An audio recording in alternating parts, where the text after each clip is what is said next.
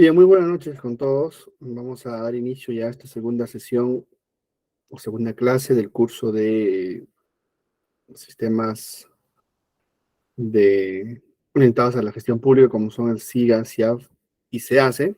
Ya habíamos visto ya en la primera clase un poco de fundamentos con respecto a los sistemas administrativos en el sector público.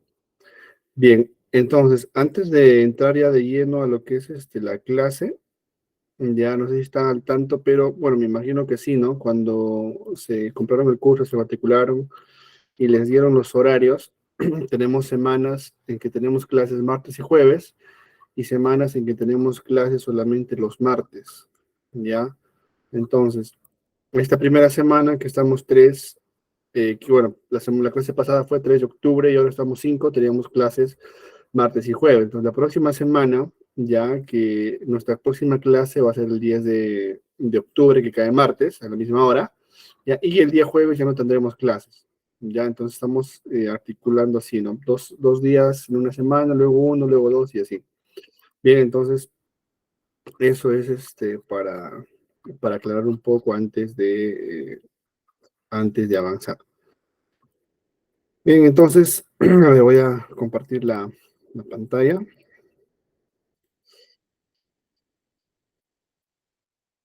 Bien, supongo que ya estamos viendo acá.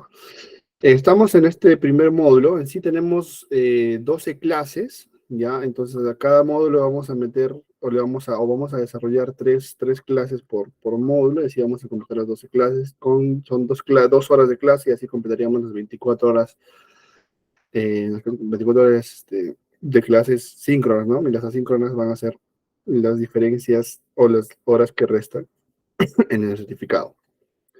Pues ahora estamos en el módulo 1, donde tenemos o donde hemos visto los conocimientos previos, ¿no? Los conceptos básicos de los sistemas de gestión pública, la introducción a estos sistemas, ya, y hoy vamos a ver la integración del CIAF y SEACE, y todo esto lo estamos viendo desde un enfoque financiero, ya. ¿Por qué desde un enfoque financiero? Porque estos sistemas, SIAF, CIA y SEACE, también, digamos, están orientados tienen, digamos, como base el enfoque financiero. No podemos hacer compras si no hay dinero, no hay presupuesto, cosas así, ¿no? Pero es importante entender bien un poquito los conceptos básicos del sistema financiero del Estado peruano. Eh, Adicional a ello, bueno, como les mencionaba la clase pasada, este sistema SIAF, sobre todo el SIAF, se hace y también SIA, son sistemas realmente amplios, ¿no? Si hablamos ya en términos informáticos, son sistemas a nivel RP que son muy grandes y que abarcan muchos procesos, ¿ya? Entonces, es por eso que la clase pasada les preguntaba, ¿no? ¿De qué carreras son, qué están estudiando, etcétera, ya, para más o menos saber cómo vamos a orientar un poco el curso, ya, porque si eres, digamos, contador, trabajas en tesorería, o trabajas en presupuesto, o trabajas en logística, trabajas, no sé, en almacén, abastecimiento, qué sé yo, ya los módulos SEAF que vas a tener tú en el trabajo o que tienes, si que estás trabajando en el sector público, te habrás dado cuenta que son distintos, ¿ya? Entonces, pero aún así, lo importante de esto es aprender un poco la teoría, ¿no? Porque el sistema o estos sistemas, y como les decía la clase pasada, ya más o menos repasando un poco, son herramientas, ¿no? Son herramientas que ayudan a un proceso, ya que hacen que el proceso sea ligero. Ahora, tanto el SEAF sigue a qué procesos, pues en su mayoría a procesos financieros, y el SEACE tal vez un poco a procesos logísticos.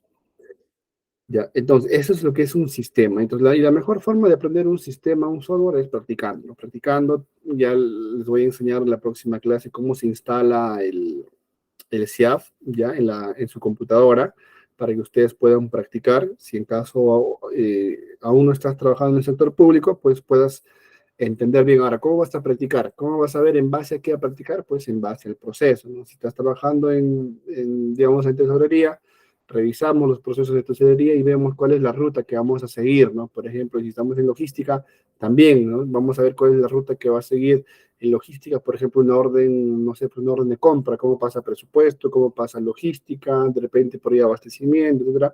Hay que seguir esa ruta, ¿no? Y para esa ruta, ya vamos a ver que hay varios módulos de CIAF que vamos a abarcar y que no todos los módulos lo vas a tener tú como empleado. Ya, por lo general, las personas que más módulos manejan son los jefes de área, ¿no? El jefe de presupuesto, el jefe de logística, gerente general también, inclusive, que muchas veces usa el CIAF para cargar firmas, etcétera, de recursos humanos también, tesorería. Entonces, no todos van a tener los mismos módulos del CIAF, por eso es que el CIAF es bastante amplio, ¿no? Inclusive podríamos dividir el curso por módulo y especializarnos directamente en cada módulo. Ahí sí tendríamos que buscar a un especialista en logística, un especialista en presupuesto, un especialista en, no sé, tesorería, recursos humanos, inclusive hay especialistas netamente de software, consultores ya a gran escala de lo que es CIAF. Bien, entonces, vamos a continuar ya de lo que estábamos trabajando la última clase, terminan las diapositivas. Vamos a ver más un poco de teoría, ya porque eso está conforme al módulo 1 que estábamos viendo acá, ya. Y la próxima clase ya entramos a lo que es netamente el software CIAF, el próximo módulo, para luego pasar al SIGA y para pasar después a lo que es el CIAS. Con respecto a las preguntas, ya saben, en cualquier momento me pueden interrumpir, no hay ningún problema, simplemente activan su micro, preguntan, ya no va a haber un tiempo establecido para las preguntas, conforme si tienen alguna pregunta conforme avanzamos, no hay ningún problema, ya activan su micro y hacen la consulta. Bien, entonces, habíamos visto, ¿no? A grosso modo, más o menos, cómo estaba estructurado el sistema de administración financiera del peruano, ¿no? De aquí vamos a tener un ejemplo, vamos a ver el presupuesto público del 2020, ¿ya? Y luego vamos a ver el presupuesto público del 2022, ¿ya? Vamos a ver cómo ha cambiado, qué cosas hay o qué cosas se han agregado, qué cosas se han quitado, etcétera, etcétera, para más o menos entender cómo funciona esta parte administrativa financiera. Ya sabemos, ¿no? Que todos los presupuestos ya para un año fiscal se aprueba mediante un decreto de urgencia. ¿Quién lo aprueba? Lo aprueba el Congreso, ¿verdad? Digamos, la presidencia o el gobierno nacional que hace envía el presupuesto al Congreso, ¿no? Para que el Congreso lo apruebe. Ya este fue para el caso del año 2020, pero ahora justo estábamos aquí en épocas de pandemia, ¿no? Entonces hubo un poquito más, digamos, hubo unas condiciones especiales que se dio para el presupuesto de ese año. Bien, el presupuesto para el año fiscal 2020 fue de 174.4 mil millones de soles. Ya es un monto bastante amplio, ya que significó un 5%, un 5.5% más con respecto al año pasado, que fue en el 2019, que había 1.300 millones de soles adicionales. ¿Ya? En esta misma fecha, ¿no? Se publicaron los decretos de urgencia al 015 y al 016 de 2019 referidos al equilibrio financiero del presupuesto del sector público para el año fiscal 2020 y para el endeudamiento del sector público del año fiscal o para el año fiscal 2020 respectivamente. Hay que tener en cuenta, ¿no? Que los presupuestos nunca son los mismos, ¿no? Si yo aprobé, digamos, tanto, un 30 millones, ¿no?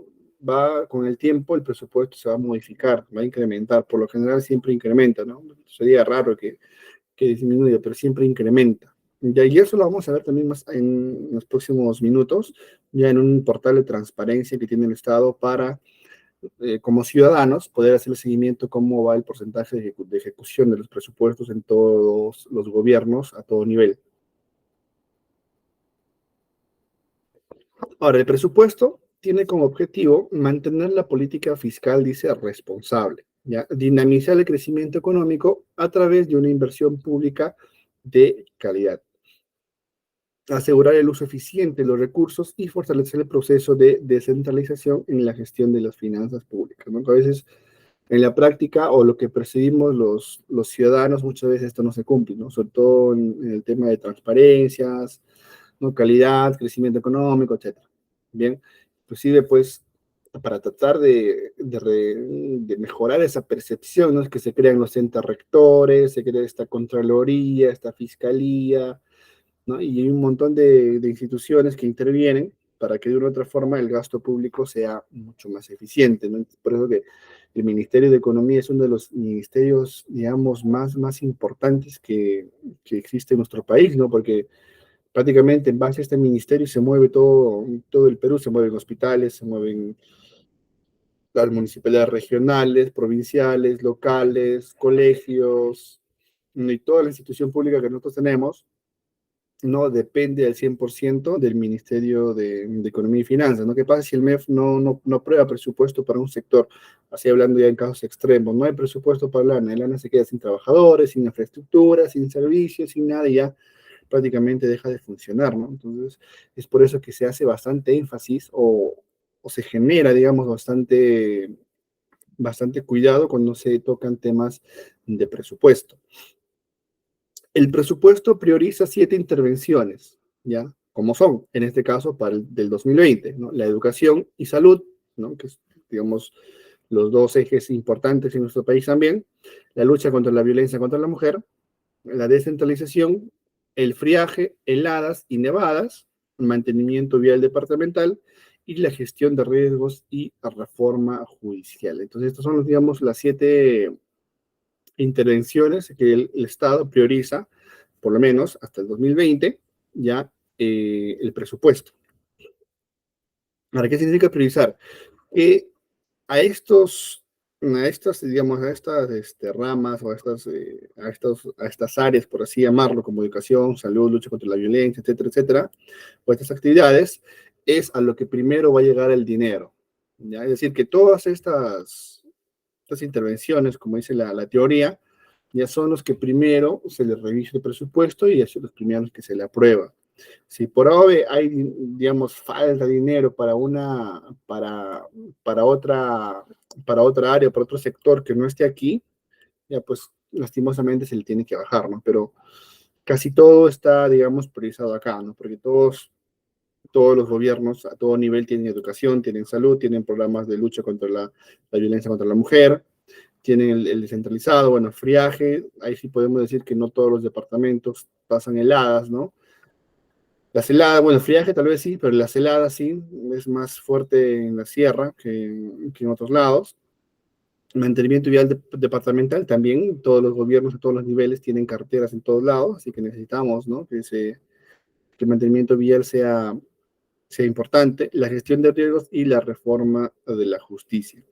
Entonces, el presupuesto del año 2020 se concreta principalmente en dos sectores, dice, educación y salud, ¿no? Así el presupuesto para el sector de educación alcanza los 31.328 millones, ¿no? Esto es del 2020, ¿ya? Ahí te vamos a analizar el del año pasado, que es 2022, para ver más o menos cómo ha sido la evolución. Y prioriza el mantenimiento de la infraestructura de las escuelas, así como la implementación de licenciamiento de las universidades, en este caso universidades públicas. Entonces, se le da esta cantidad del dinero, ¿no? Al sector de educación. ¿Y en qué priorizamos? Dice, en la infraestructura de colegios, ¿no? Ahora, el mantenimiento de infraestructura de colegios no solamente se refiere a volverlo a pintar, ¿no? A ponerle un poquito más o renovar las carpetas, etcétera, sino también se refiere a la construcción de nuevos colegios, ¿ya? Y en esta etapa, pues, estaba ya funcionando la SUNEDU, ¿no? Que era la que acreditaba a las universidades públicas y privadas. Entonces, todas las universidades públicas tenían que pasar esa auditoría y tenían que gastar, digamos, un dinero adicional o que no se gastaba en años anteriores para que pueda obtener su licenciamiento por SUNEDU y pueda funcionar sin ningún tipo de problemas, ¿no? Dice, para el sector salud en el año 2020 se tuvo un presupuesto de 18.495 millones, ¿no? Donde se priorizaban los recursos o se priorizaba el dinero para qué, en programas contra la anemia, ya el seguro integral SIS y la política remunerativa, ¿no? Entonces, la anemia creo que es un problema que estamos arrastrando ya varios años, ¿ya? Entonces, bueno, a pesar de que siempre se prioriza el dinero para esto, a veces no perseguimos, ¿no? Los resultados, pero bueno.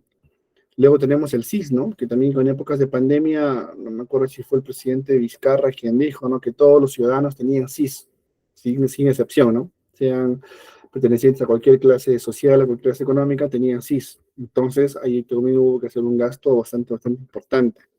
Y es por eso que le da prioridad acá al Seguro Integral de Salud.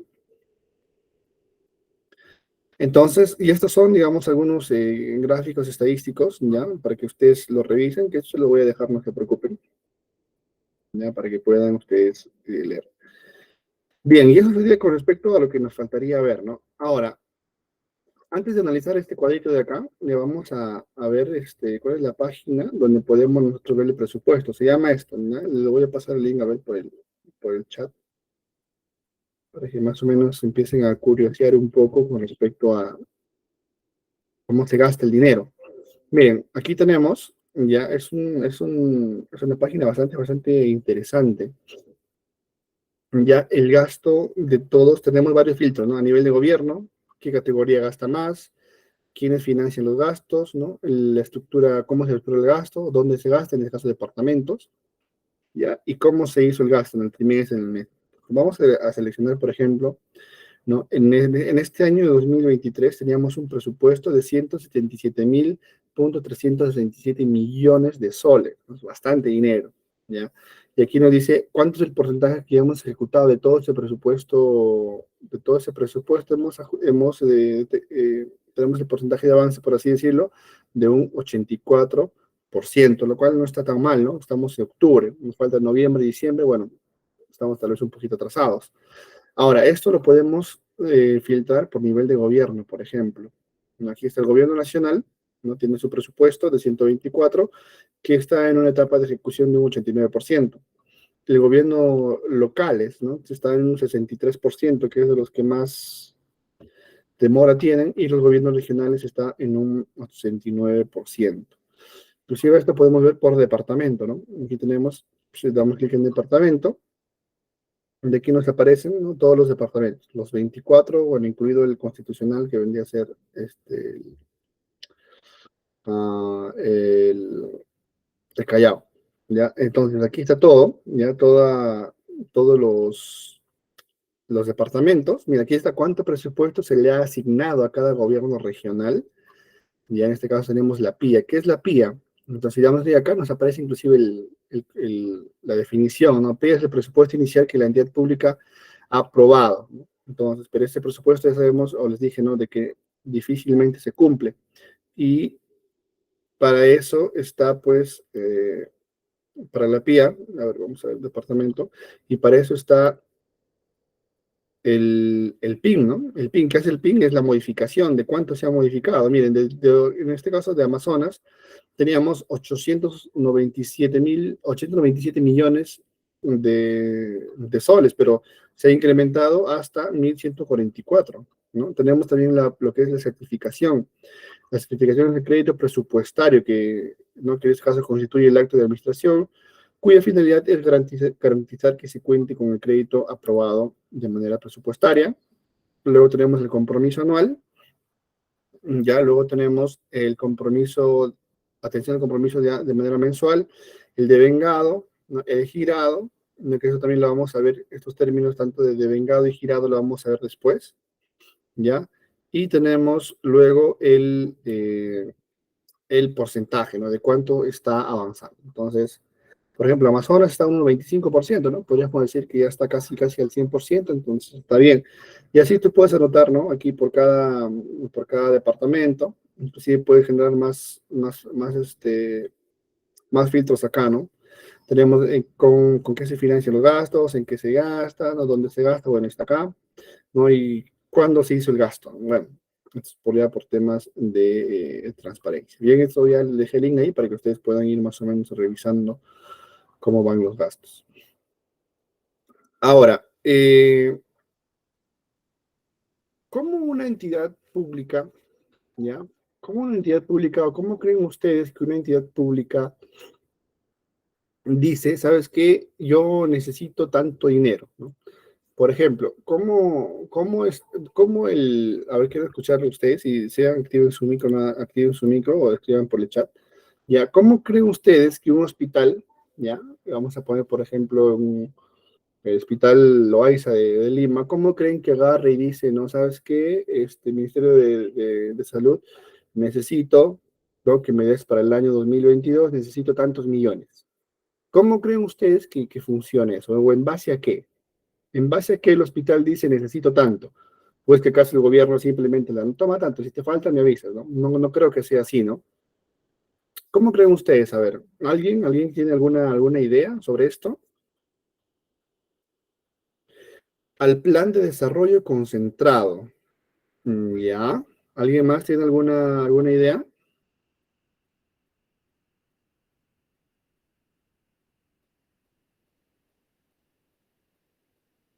¿Nadie?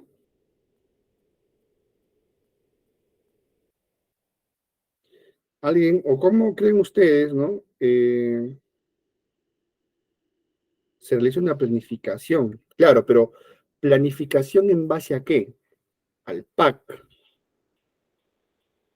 Ya, al PAC nos dice Einos. ¿Qué más? ¿Qué piensan los demás? Claro, plan anual de contrataciones, ¿no? El PAC. Pero ahora, ese plan anual de contrataciones que menciona Einos, ¿en base a qué sale?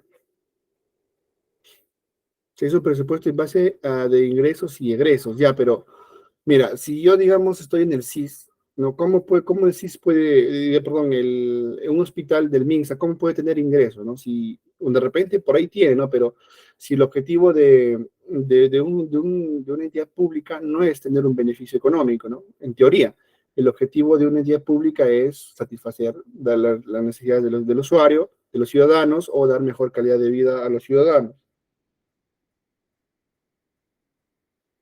Esto que sí lo vimos la clase pasada, ¿no? Miren, cada entidad pública, ya sea grande, pequeña, independientemente del tamaño y el tamaño de sus oficinas, tiene que tener un motivo por el cual está esta entidad o esta sede de la entidad funciona. ¿Ya? ¿Y a qué me refiero con un motivo? Es decir, tiene que tener sus objetivos. ¿Ya? Tiene que tener un objetivo claro del por qué está ahí, de por qué, digamos, a ver, en un hospital es mucho más sencillo entender su objetivo, ¿no? Pero si yo voy a una entidad pública como por ejemplo CIPTEL, que aquí, bueno, a los que no les dije, ahorita estoy actualmente en Huánuco, y aquí CIPTEL tiene una oficina bastante pequeña, no son, hace poco que me fui a hacer un trámite, CIPTEL tenía una oficina de atención al cliente, que era un cuarto chiquitito nada más, ¿no? Con un módulo de atención y otro módulo más para el jefe zonal, me supongo yo, nada más, ¿no? Y el vigilante y las computadoras, etcétera. Entonces, por más pequeño que sea la oficina, Ocitel debe tener un motivo por el cual necesita tener, por el cual necesita tener una oficina acá en Huánuco, a pesar que es pequeño, porque esto genera gasto, ¿no? Genera plata. Necesitamos presupuesto para esa oficina, para pagarle de seguridad, para pagarle empleados, para pagar la infraestructura, etcétera, etcétera. Entonces, ¿por qué? Si volvemos al ejemplo del hospital, ¿por qué un hospital existe? Podemos decirlo porque el objetivo general o principal de un hospital es darle una atención o cuidar la salud de los peruanos y peruanas. Ya. Entonces empezamos a desglosar.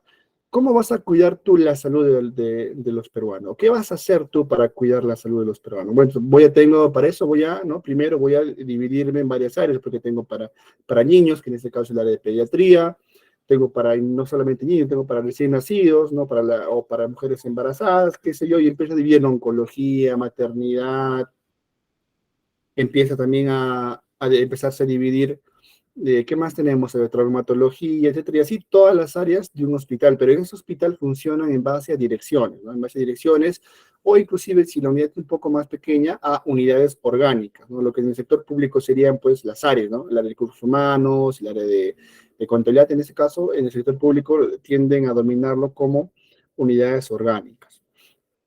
Entonces, tenemos un objetivo, ¿ya? Primero, la institución debe tener un objetivo, y ese objetivo tiene que ser un objetivo alineado ¿a qué? Alineado al plan de gobierno actual. Es decir, cada presidente ya tiene un plan de gobierno, ¿verdad? O cada candidato a la presidencia sí o sí necesita un plan de gobierno. Y ese plan de gobierno tiene que estar de acuerdo a lo que necesita el país, ¿no? Nadie, ni creo que ningún plan de gobierno ha entrado y decir, ¿sabes qué? Queremos enviar peruanos a Marte, ¿no? O sea, no estamos ahorita todavía en condiciones como para preocuparnos por el espacio si ni siquiera tenemos nuestro territorio bien administrado. Entonces, tiene que ser un plan un plan viable y un plan que realmente cumpla con las necesidades del sector público y sobre todo de los peruanos y peruanas. Bien, entonces, una vez que esos objetivos ya están alineados, ¿no? Cada entidad o cada ministro se encarga de impartir esos objetivos a todas sus direcciones, a todas sus instituciones. Si hablamos en el caso de un hospital, ¿quién sería? Pues el Ministerio de Salud, ¿no? Que agarre y dice al hospital de bien, ¿sabes qué? Tenemos este objetivo principal, o el gobierno o el ministro, ¿no? Hace llegar que el objetivo principal del gobierno de turno es esto, ¿no? Y todos los hospitales toman ese objetivo principal y lo implementan a nivel de institución, ¿ya? Por ejemplo, supongamos que un hospital X de Lima ya tiene como objetivo reducir, otra vez, es un ejemplo que creo que ya puse la clase pasada, reducir el embarazo en adolescentes, ¿no?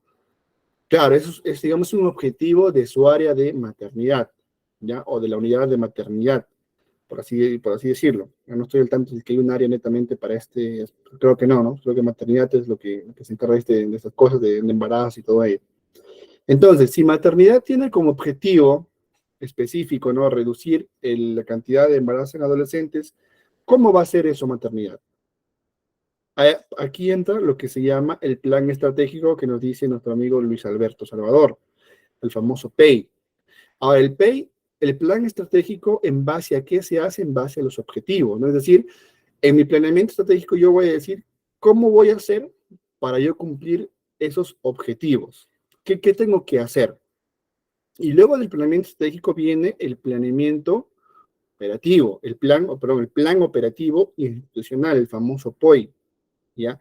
Y este famoso POI nos está diciendo qué cosas vamos a hacer, ¿ya? ¿Qué cosas vamos a hacer? Por ejemplo, si queremos reducir el embarazo en adolescentes, ¿no? Tenemos que analizar qué cosas, las causas y los efectos, ¿no? ¿Quién lo causa, ¿no? Y qué efecto tiene. Entonces, para eso trabajamos también, ya hay un tema ahí de indicadores y todo ello que está por detrás, ya donde pues el hospital, digamos, la unidad de maternidad ha identificado, ¿no? Que las señoritas y los jóvenes, ¿no? Son padres a muy temprana edad porque hay una falta de educación sexual en los colegios, ¿no? Porque de repente los padres no conversan con los hijos, no educan en esto, etcétera. Entonces, ¿qué hace la unidad de maternidad? Empieza a dar charlas, empieza a repartir volantes, a visitar colegios, ¿no? A promover conferencias, etcétera, etcétera, a visitar casas para que esto pueda, digamos, de una otra forma disminuir. Ahora, para el hecho de que esta área de maternidad empiece a repartir volantes, ¿no? Empiece a ir a dar charlas, ¿no? Y hacer todas esas actividades, necesita de dos cosas. Necesita, bueno, por lo menos de tres. Necesita tiempo, necesita dinero y necesita a el personal que se va a encargar ahí. Ahora, de estos tres, ¿cuál es lo más importante? Lo más importante es el dinero. ¿Por qué? Porque si no tengo personal, listo, contrato, ¿no? Contrato a alguien que sí lo haga y ya está. Entonces, el dinero por lo menos me soluciona esa parte. Pero el tiempo, digamos, es un poquito más, un poco más difícil de dar, ¿no? Porque a veces no se da, pues, o no se cumple el tiempo esperado. ¿Ya? Pero lo que voy es a esto de acá, ¿no? ¿De dónde sale todo esto? Ya sale estábamos aquí, ¿no? Ya estábamos en políticas nacionales, ¿no? Ya habíamos visto el plan estratégico institucional y el plan operativo. ¿Y esto en base a qué? Pues en base a los resultados, a los objetivos y a los resultados. Ahora, el hecho de que yo compre, digamos, los volantes, ¿no? Para ir a capacitar los folletos, los trípticos, los dípticos, los libritos, no sé, para repartir a los jóvenes para que no tengan o eviten un embarazo a muy temprana edad, eso que se convierte en un bien, ¿no? Que el Estado va a comprar esos trípticos, esos dípticos se convierte en un bien, ¿ya? Entonces, ¿qué voy a necesitar aparte de esto? Voy a necesitar bienes. ¿Y qué cosa tienen los bienes? Tienen especificaciones técnicas. Por ejemplo, ¿no? ¿Cuántas páginas debe tener el folleto? ¿Qué colores debe tener? ¿Qué tipo de letra? ¿Qué imágenes debe haber? Etcétera, etcétera, etcétera. ¿Ya? Eso es con respecto a los bienes. ¿Qué más necesito? Necesito servicios, ¿no? ¿Por qué? ¿Qué tipo de servicios? Y los servicios tienen términos de referencia, ¿ya? Términos de referencia. Por eso que a veces cuando vemos en las convocatorias CAS, ¿no? Hay una parte de la convocatoria que dice términos de referencia, donde ahí especifica, ¿no? Cuál es el perfil del personal que vamos a contratar, ¿no? Eso es en el caso de los servicios. Obviamente, ¿no? Si busco dar charlas a los digamos, si busco dar charlas a los adolescentes podamos evitar un embarazo temprano, necesito a alguien que vaya y dé esa charla, ¿no? A eso necesitamos el servicio de alguien, de una persona. O inclusive lo podemos terciarizar, ¿no? Una empresa consultora en psicología o educación, no sé, pero aún así son los servicios. Y luego tenemos las obras. Pero las obras, ¿qué cosas son? Las obras son, digamos, lo que uno, digamos, va a construir, ¿no? Y en este caso, las obras, aparte, no se rigen mediante especificaciones técnicas o términos de referencia, sino mediante un expediente técnico. Ya creo que alguien había levantado la mano. No, creo que no. Bien, entonces, ya en base a eso se da. Y todo esto, digamos, parte de los bienes, de los servicios y las obras, ¿dónde se resumen? Se resumen en un cuadro de necesidades. Ya, aquí está, en el cuadro de necesidades está lo que, digamos, el resumen de todo esto, pero en términos financieros. Y es por eso que el cuadro de necesidades se carga en un SIGA cada año. ¿Por qué? Porque cada año cambia esto, ¿no? Cada año cambian los bienes, cada año cambian los servicios, cada año cambian las obras. Los objetivos sí no van a cambiar, ya raras veces cambian, a no ser que sea por fuerza mayor, pues como el caso de la pandemia, ¿no? Que sí o sí tenemos que cambiar los objetivos, ¿ya? Y que esto va alineado otra vez al plan estratégico y al plan operativo que parten de los planes nacionales. Bien, como vemos, es un efecto, digamos, jerárquico, ¿no? Tenemos a los planes nacionales, el estratégico institucional, el operativo institucional, esto alineado a los objetivos y resultados. ¿Qué voy a hacer para cumplir todo esto? ¿No? Necesito qué cosa, bienes, servicios y obras. Y eso lo resumo ¿dónde? En mi cuadro de necesidades. ¿Ya? En mi cuadro de necesidades. Bien. Entonces creo que ya más o menos hemos entendido, ¿no? A grosso modo, cómo se formulan estos presupuestos. Obviamente aquí hay varias entidades, ¿no? Como el CEPLAN, ¿no? Que te ayudan en estas cosas, ¿no? El SEACE, que se va a meter en la parte de aquí de contrataciones, luego tenemos la parte de auditorías, de control, como la Contraloría, etcétera, etcétera, ¿no? Que de una u otra forma intervienen en el proceso para que el proceso se ejecute de manera mucho más limpia. Bien, entonces, ahora lo que les quería mostrar era, ¿no? Ya habíamos visto cómo era el presupuesto público en el año 2020, ¿no? Ahora vamos a ver cómo es en el año 2022, ¿no? Para tener un contraste. Ya, aquí tenemos un documento, ya un PDF que da la Dirección General de Presupuesto Público en áreas de la transparencia.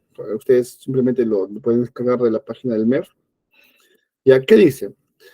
Hay una ley, ¿no? Una ley de presupuesto público para el año fiscal 2022, que es la ley 31365, ¿ya?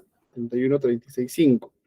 Y este es el contenido, ¿no? Tenemos la etapa de aprobación, las normas para la gestión presupuestaria, ya que en el capítulo 12 desglosa con disposiciones generales, gastos de ingresos de personal, las medidas de austeridad, disciplina y calidad de gasto público. Luego tenemos el capítulo 3, ¿no? Que son otras disposiciones, el gasto público y las disposiciones especiales en materia de salud. Entonces, en el capítulo 1 tenemos la aprobación del presupuesto. Aquí vamos a ver cuánto se ha presupuestado, cuál es la aprobación que tenemos. En este caso tenemos 197.000 ya millones de soles. Ya esto está en millones de soles. Mire, 197, a diferencia, digamos, del año 2020. ¿Cuánto teníamos en el año 2020? En el año 2020 teníamos 174.000, ¿no? 174.4 mil millones de soles. Ya en el año 2022 obviamente ha aumentado a 197.000.02 millones de soles, ¿no? Es bastante. El dinero que maneja, digamos, el Estado es bastante, ¿no? Y este dinero, digamos, ya fue aprobado. Inclusive aquí nos muestra para qué nivel de gobierno va, ¿no? Para el nacional, 139.000 millones, para el regional, 36, y para los locales, 21.000 millones. Ahora, ¿cómo vamos a financiar esto, no? Dice recursos ordinarios, recursos directamente recaudados, ¿no? Tema de impuestos, etcétera, recursos por operaciones oficiales de crédito, ya, también hay el Estado a veces también se endeuda, ¿no? Para alcanzar el presupuesto, donaciones y transferencias y recursos determinados.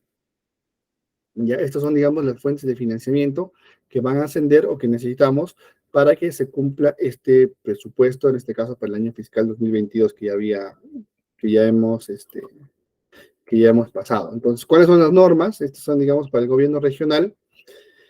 Los gobiernos regionales y sus organismos públicos ya tienen esta base legal, ¿no? El artículo 3, el artículo 4 de la ley en mención, pero esto lo vamos a dejar ahí para que ustedes lean, es más un tema legal que otra cosa. Ya, en cuanto a ingresos de personal, dice, las entidades como gobiernos nacionales, regionales, locales, Ministerio Público, jurados en elecciones, son PRONIEC, Contraloría General de la República, la Junta Nacional de Justicia, Tribunal Constitucional, universidades públicas y demás entidades que cuenten con un crédito presupuestario aprobado por la ley de presupuesto. Es decir, que todos estos de acá, ¿no?, van a tener las facultades para la contratación o ingreso de personal. Obviamente menciona aparte a la RENIEC, a la OMPE, ¿no? Porque jurados, sobre todo jurado OMPE, son, digamos, organismos constitucionalmente autónomos, ¿no? No dependen netamente, digamos, del Congreso, ¿no? Aunque el Congreso a veces pues, quiere sacar sacar en este tema, se mete mucho en tema político, pero bueno, a ver, obviamente se mete en temas políticos, ¿no? Pero ya, digamos, intervenir a un órgano que está constitucionalmente autónomo, digamos, como que el equilibrio de poderes se ve un poco ahí sesgado, ¿no? Pero bueno, entonces él dice que todo ello, todos estos organismos, nuestras entidades, están facultados para poder tener, o tienen un crédito, ¿no?, para los ingresos del personal. Ahora, ¿qué está prohibido? Está prohibido el reajuste o incremento de remuneraciones, bonificaciones y beneficios, dietas, asignaciones, retribuciones, estímulos, incentivos, compensaciones económicas y conceptos de cualquier naturaleza, cualquiera sea su forma, modalidad, prioridad y o fuente de financiamiento. Es decir, que ese dinero que ya te presupuesté en todo el año no lo puedes modificar, ya está prohibido. Ahora, ¿está prohibido para qué? Para el tema de gastos en personal. Ya no puede haber un aumento de sueldo a mitad del año. No puede decir, no puede agarrar el gerente general y decir, ¿sabes qué? Hoy ya estamos julio y le voy a aumentar a mi secretaria 500 soles más. No puede, tiene que esperar que acabe el año para que en ese nuevo presupuesto que va a enviar en base al cuadro de necesidades, ¿no?, él pueda recién pues decir que se le va a aumentar. Y no solo es decir, no sabes que se lo aumenta porque se le aumenta, sino también tiene que aprobar, si tiene que, digamos, tiene que fundamentar el por qué, ¿no? El por qué estamos aumentando el sueldo a alguien, ¿ya? Asimismo, también está prohibido la aprobación de nuevas bonificaciones, beneficios, asignaciones, incentivos, estímulos, retribuciones, dietas, compensaciones económicas y conceptos de cualquier naturaleza con las mismas características señaladas anteriormente. Entonces queda prohibido que no solamente se reajuste, se incremente, sino que se apruebe también de las nuevas bonificaciones, ¿ya? No solamente está prohibido que se reajuste o incremente, sino que se apruebe. Muchas veces esto pasa bastante en el sector público, ¿no? Que a veces sacan un decreto institucional y aprueban así nuevo esta escala salarial, etcétera, etcétera. Y eso también está prohibido. Dice, los arbitrajes en materia laboral se sujetan a las limitaciones legales establecidas en la presente norma y las disposiciones legales. Entonces, cuando habla de temas de arbitraje y disposiciones legales, es decir, que si tú incumples algo que menciona esta ley, ya, pues tiene la facultad de intervenir quiénes, digamos, los órganos rectores. ¿Órganos rectores de quién? O qué órganos rectores van a intervenir? Pues van a intervenir los órganos rectores de los sistemas administrativos, ¿ya? Ojo, los sistemas administrativos en la cual se ha visto involucrada o se ha visto involucrado ese problema, ¿no? Si hay un problema, digamos, en presupuesto público, ¿quién es el órgano, el ente rector? La Dirección Nacional de Presupuesto Público, ¿no? Entonces ellos son los que van a intervenir. ¿Quién más puede intervenir? Contraloría, la Fiscalía, OSI, ¿no? La Oficina de Control Interno también podría intervenir. Ya, obviamente, siempre en cuanto, ¿no?, la disposición, como dice acá, ¿no?, las disposiciones legales vigentes se lo permitan. ¿Ya? La prohibición incluye el incremento de remuneraciones que pudiera efectuarse dentro del rango tope o fijado para cada cargo en las escalas remunerativas respectivas. Entonces, es decir, ya que por más que tu sueldo, digamos, esté dentro del rango y aún así quieres aumentarte, pero no te pasan el rango, aún así está prohibido. Es decir, si el rango para un gerente general en una municipalidad local es de 5.000 soles, ¿no?, pero tú como gerente ganas 4 y te quieres aumentar el sueldo a 5 porque aún estás en el rango, dice que tampoco se puede, ¿ya? Dice, la prohibición incluye el incremento de remuneraciones que pudiera afectarse dentro del rango, ¿ya? O tope, ¿no? En este caso estamos dentro del rango, pero todavía estamos llegando al tope. También está prohibido. Tenemos que esperar, como digo otra vez, que termine el año y en el nuevo presupuesto recién vamos a fundamentar del por qué estamos aumentando. Aunque a veces, si estamos dentro del rango, no nos, como que es mucho más flexible, ¿no? La parte legal, pero si ya pasamos el tope, ahí sí no es un poquito más tendencioso. Inclusive se hace mucho más mediático esto. ¿Qué más tenemos? En caso, miren, en el artículo 7 de esta ley también nos menciona sobre aguinaldo, ratificaciones y escolaridad, ¿no? Ya nos establece bien. Bueno, eso es mayormente para los que están en 728, me imagino yo, y algunos empleados nombrados, ¿no? También lo vamos a dejar para que ustedes lean, ¿ya? Lo mismo esto con las medidas de autoridad, disciplina y calidad en gasto público, también lo que aquí te quiero ver es lo que es el sector salud. ¿Qué es esto? La materia estaba por la última parte, creo.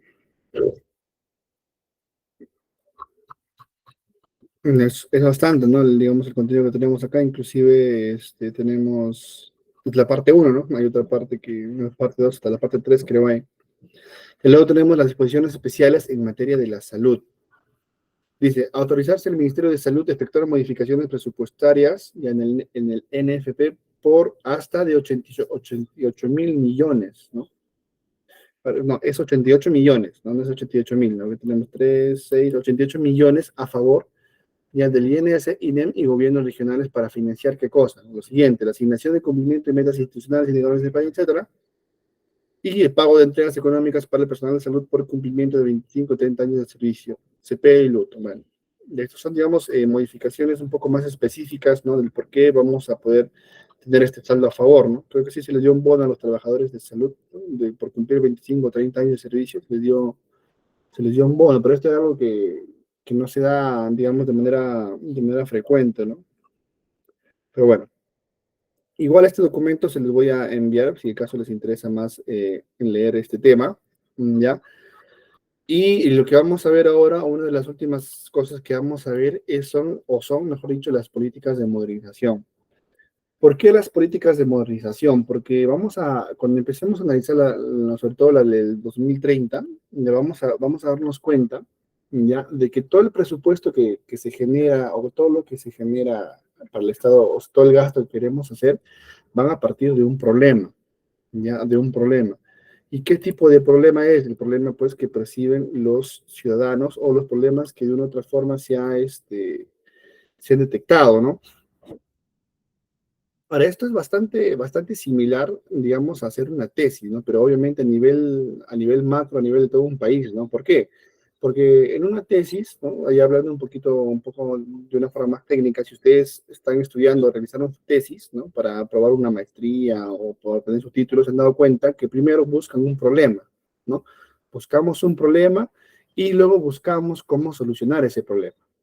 ¿Ya? Dice, para solucionar este problema vamos a hacer esto, y luego vamos a ver un antes, luego vamos a ver un después, o vamos a utilizar tal herramienta, etcétera. Y en la tesis tienen ustedes una parte, ¿no? Que es la parte de presupuesto, cuánto nos va a costar. Y más o menos, o esa misma lógica sigue el Estado peruano, ¿ya? Pero eso en dónde está especificado en las políticas al 2030. Ahora, vamos a ver primero las políticas al 2021, a grosso modo, porque solamente quiero mostrarles de esto algo bien interesante que está por acá, que es un gráfico. Bien, uno de ellos es esto, ¿ya? Esto es, digamos, la gestión orientada, ¿ya? A resultados, por así decirlo, que es bastante similar a un mapa de procesos en el sector privado, perdón. Por un lado tenemos los procesos operativos, que es esto de acá, ¿ya? O procesos de producción, como lo llaman en el sector público. Luego tenemos abajo los procesos de soporte, y aquí deberíamos tener los procesos estratégicos, que en el caso del Estado peruano son las políticas nacionales. ¿Y cómo inicia esto? Con denuncia de los ciudadanos, y cómo termina esto con los ciudadanos satisfechos. Es decir, para que todo esto se ejecute, ¿ya? Para que todo esto se ejecuten, tenemos que tener las denuncias o tenemos que tener identificadas cuáles son las necesidades de los ciudadanos, ¿no? ¿Y cómo termina esto? Termina pues con esas denuncias o esas necesidades satisfechas, ¿no? Pero esas denuncias o necesidades que son, pues son un problema, ¿no? Son un problema que tienen los peruanos o peruanas. Y todo esto de acá, ¿no? Que son las políticas, los procesos operativos y los procesos de soporte, son los que van a solucionar o intentar solucionar esos problemas que nosotros tenemos o percibimos. Bien, pero bueno, ahora, ¿cuáles, digamos, inclusive, mira, acá tiene, en la parte de gestión de procesos, tiene el ejemplo de cadena de valor, ¿no? Si se acuerdan un poquito o están estudiando en el Instituto de Universidad, van a llevar de repente un curso de gestión administrativa, gestión empresarial, etcétera. La cadena de valor de Porter, ¿no? Es uno de, también que, pero Porter obviamente no se orientó, ¿no? Al ámbito público, sino al ámbito empresarial privado. Pero aún así, ¿no? Funciona el hecho de yo poder aplicar esto en el sector público. Y lo que quería mostrarles, a ver, mm, es este cuadrito de acá, ¿ya? Esto nos dice que son qué cosa, los ejes de la política de la modernización pública y los pilares, ¿ya? Es decir, en base a esto se movió la política de modernización, pero ya al 2021. Ya esto ya terminó su vigencia, estamos en el año 2023. Ya esto fue al 2021. Ya tenemos otras políticas al 2030, que ahora la vamos a revisar y vamos a ver cómo han cambiado. Bien, lo que buscaba el gobierno para el 2021 ya era que todas las entidades cumplan esta política de modernización. Todas, ya todas las entidades públicas, ministerios, instituciones, jurado, OMPE, etcétera, etcétera, todas. Algunas ya estaban adelantadas, como por ejemplo RENIEC, OMPE, ya tenían algunas de estas políticas implementadas, ¿no? Por la misma necesidad, pero otras todavía no. ¿Cuáles son esos ejes? Que en este caso son ejes transversales, ¿no? El gobierno decía, debemos tener, o debemos, para el 2021, debemos ser, ¿qué cosa? Un gobierno abierto, ¿ya? Debemos ser un gobierno electrónico y debemos tener una articulación institucional, ¿ya? Una articulación institucional. ¿Y todo esto de qué ayuda? Ayuda a que estos pilares funcionen de manera correcta. ¿Cuáles son esos pilares? Tenemos las políticas públicas, los planes estratégicos y los planes operativos, que esto va de obligación sí o sí. Tenemos, ¿no? El presupuesto por resultados, ¿ya? Tenemos la gestión por procesos, ¿no? Que, bueno, el sector público dijo que la gestión por procesos forma parte de los pilares. Yo diría que la gestión por procesos es el proceso, digamos, el pilar más importante que puede haber, ¿ya? Tenemos la simplificación administrativa, que es una consecuencia de la gestión por procesos, y la organización institucional. Luego tenemos el servicio civil meritocrático, y por último, el sistema de información, seguimiento y evaluación del conocimiento, que hace más una referencia a un feedback, ¿no? De todo esto, vamos a ver, vamos a estudiar cómo hemos avanzado, qué errores se han cometido, qué resultados hemos logrado, y vamos a hacer un feedback, ¿no? Un feedback mediante la gestión del cambio. ¿Para qué? Para otra vez volver a empezar, ¿no? Y así. Esto es con respecto, ¿no? A las políticas de modernización al 2021 y más aquí, ¿no? En lo que sigue del documento ya está detallado, ¿no? Cada uno de esos pilares, de esos ejes, etcétera. Eso también se lo voy a pasar para que puedan ver. Ahora, ¿cómo son las políticas de modernización al 2030, que fue aprobada en agosto del 2022, si mal no recuerdo? Uy, me puse a cargar aquí, porque eso tiene firmas electrónicas, ¿no? Lo descargué directo de la página de la PCM, y ahí por eso como está aprobado mediante firma electrónica. Ahora, esta política de modernización se aprobó en agosto, ya, del 2022, pero estas políticas de modernización son al 2030. ¿Qué significa esto? Que todas estas políticas tienen que ser implementadas por todas las entidades del Estado, todas, ¿ya? A todo nivel, el gobierno nacional, el gobierno regional y el gobierno local, incluido OMPE, jurado, ¿no? La fiscalía, etcétera, etcétera, todas esas entidades que ya habíamos analizado. Ahora, bien, esperamos que analice la revisión de firmas. ¿Qué significa? Que estas entidades ya tienen un plazo, si se aprobó en el 2022 al 2030 son 8 años, ¿no?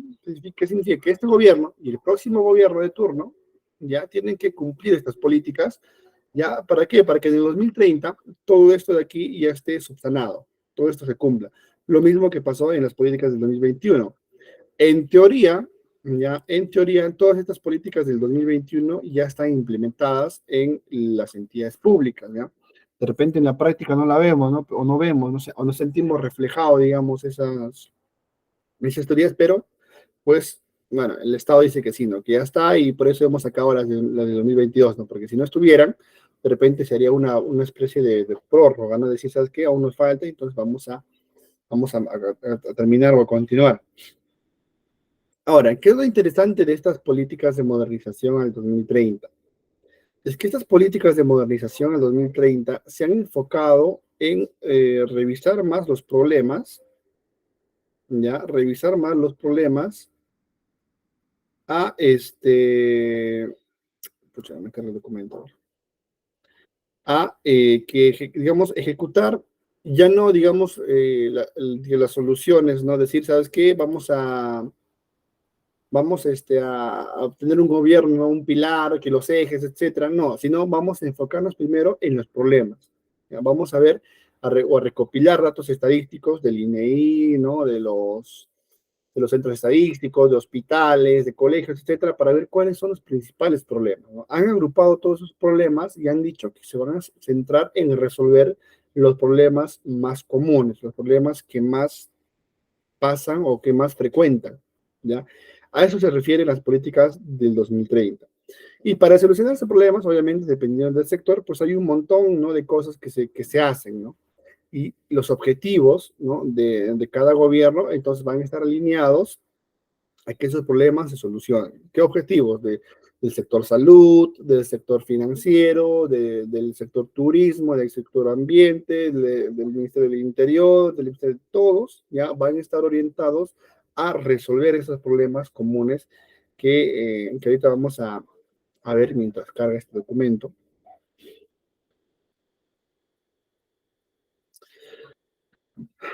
Es el problema de las firmas electrónicas en documentos grandes. Ahí se cierra, de repente abriéndolo con el navegador sería mucho más rápido.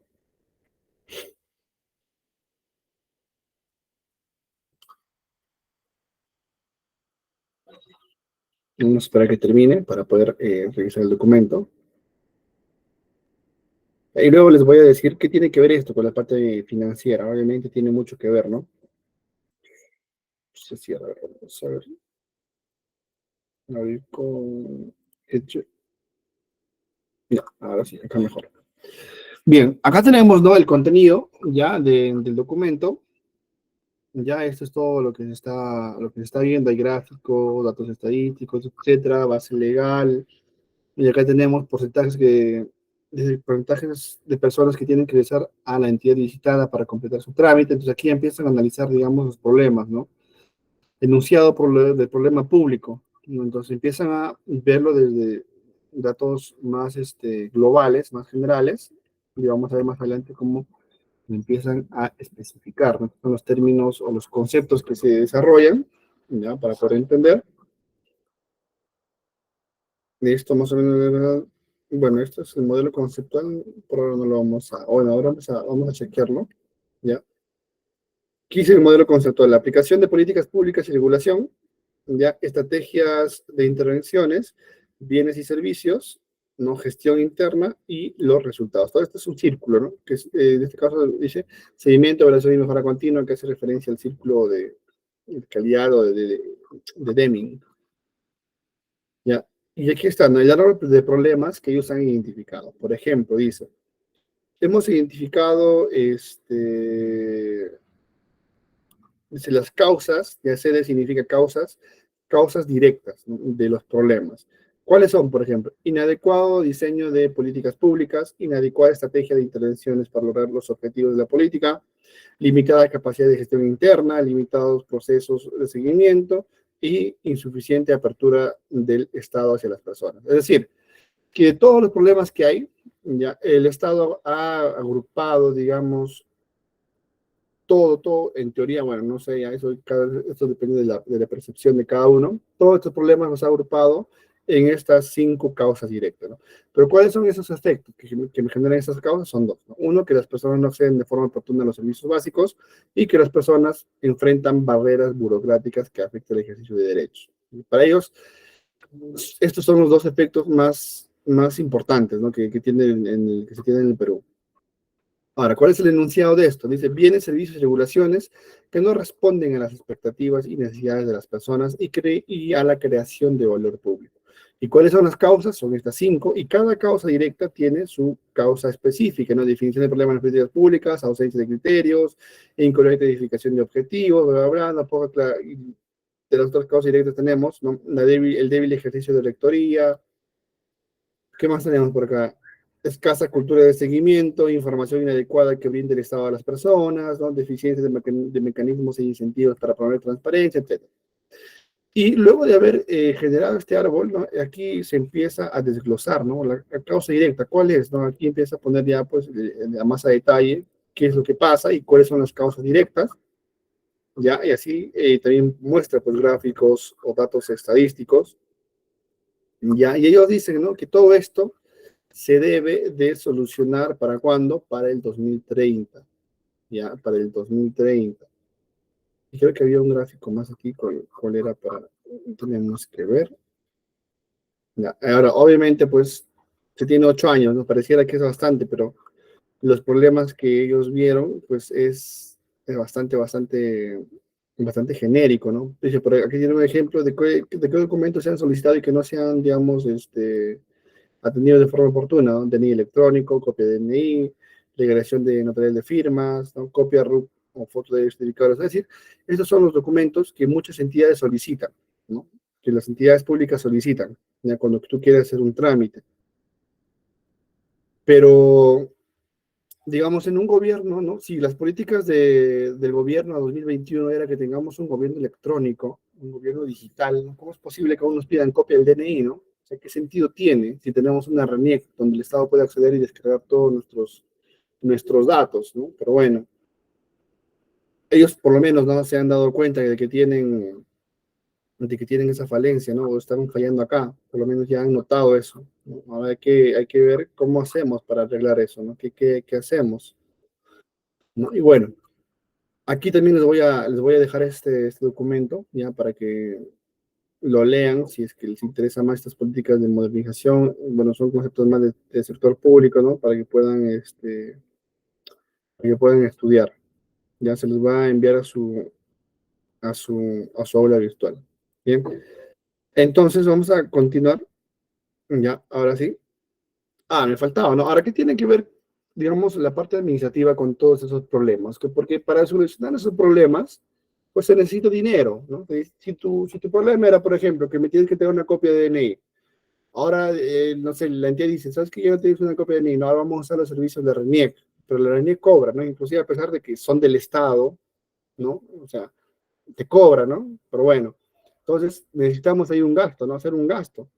O de repente dicen, no sabes qué, para que saques tu DNI ahora lo vas a sacar de manera electrónica. No creo que eso ya he visto también en algunos lugares que se ponen máquinas como si fueran cajeros automáticos que te da el DNI, ¿no? Que bueno, obviamente te saca para una fecha, ¿ya? Pero ya puedes hacer el trámite ahí sin la necesidad de hacer tu cola a la RENIEC, ¿no? O simplemente lo puedes hacer desde tu computadora pagando por Yape, ¿no? Y ya sacas, digamos, el trámite de duplicidad de tu DNI. Ahora, para que yo haga eso, he tenido que hacer, obviamente, pues un estudio previo, porque es un sistema, no un software, al igual que el CIAF o el CIACE, que alguien lo ha tenido que hacer, estudiar, programar, ¿no? Para que pueda funcionar, y eso obviamente me genera gasto. Y todos esos problemas que le estaba identificado con los efectos, las causas directas, las causas específicas, van a generar pues un gasto al Estado. Y aquí entra pues la parte financiera, ¿no? La parte que va, digamos, a ayudar a que este problema de una u otra forma se solucione. Bien, entonces, hasta aquí alguna consulta antes de pasar ya a otro tema. ¿Tuvieran alguna consulta? ¿Está todo claro o no se entendió nada? No sé. Sí, Luis, puedes preguntar, Luis Alberto.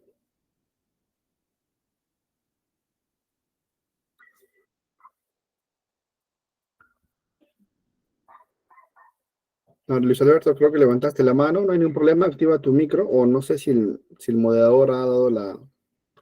Oh, entiendo, entiendo.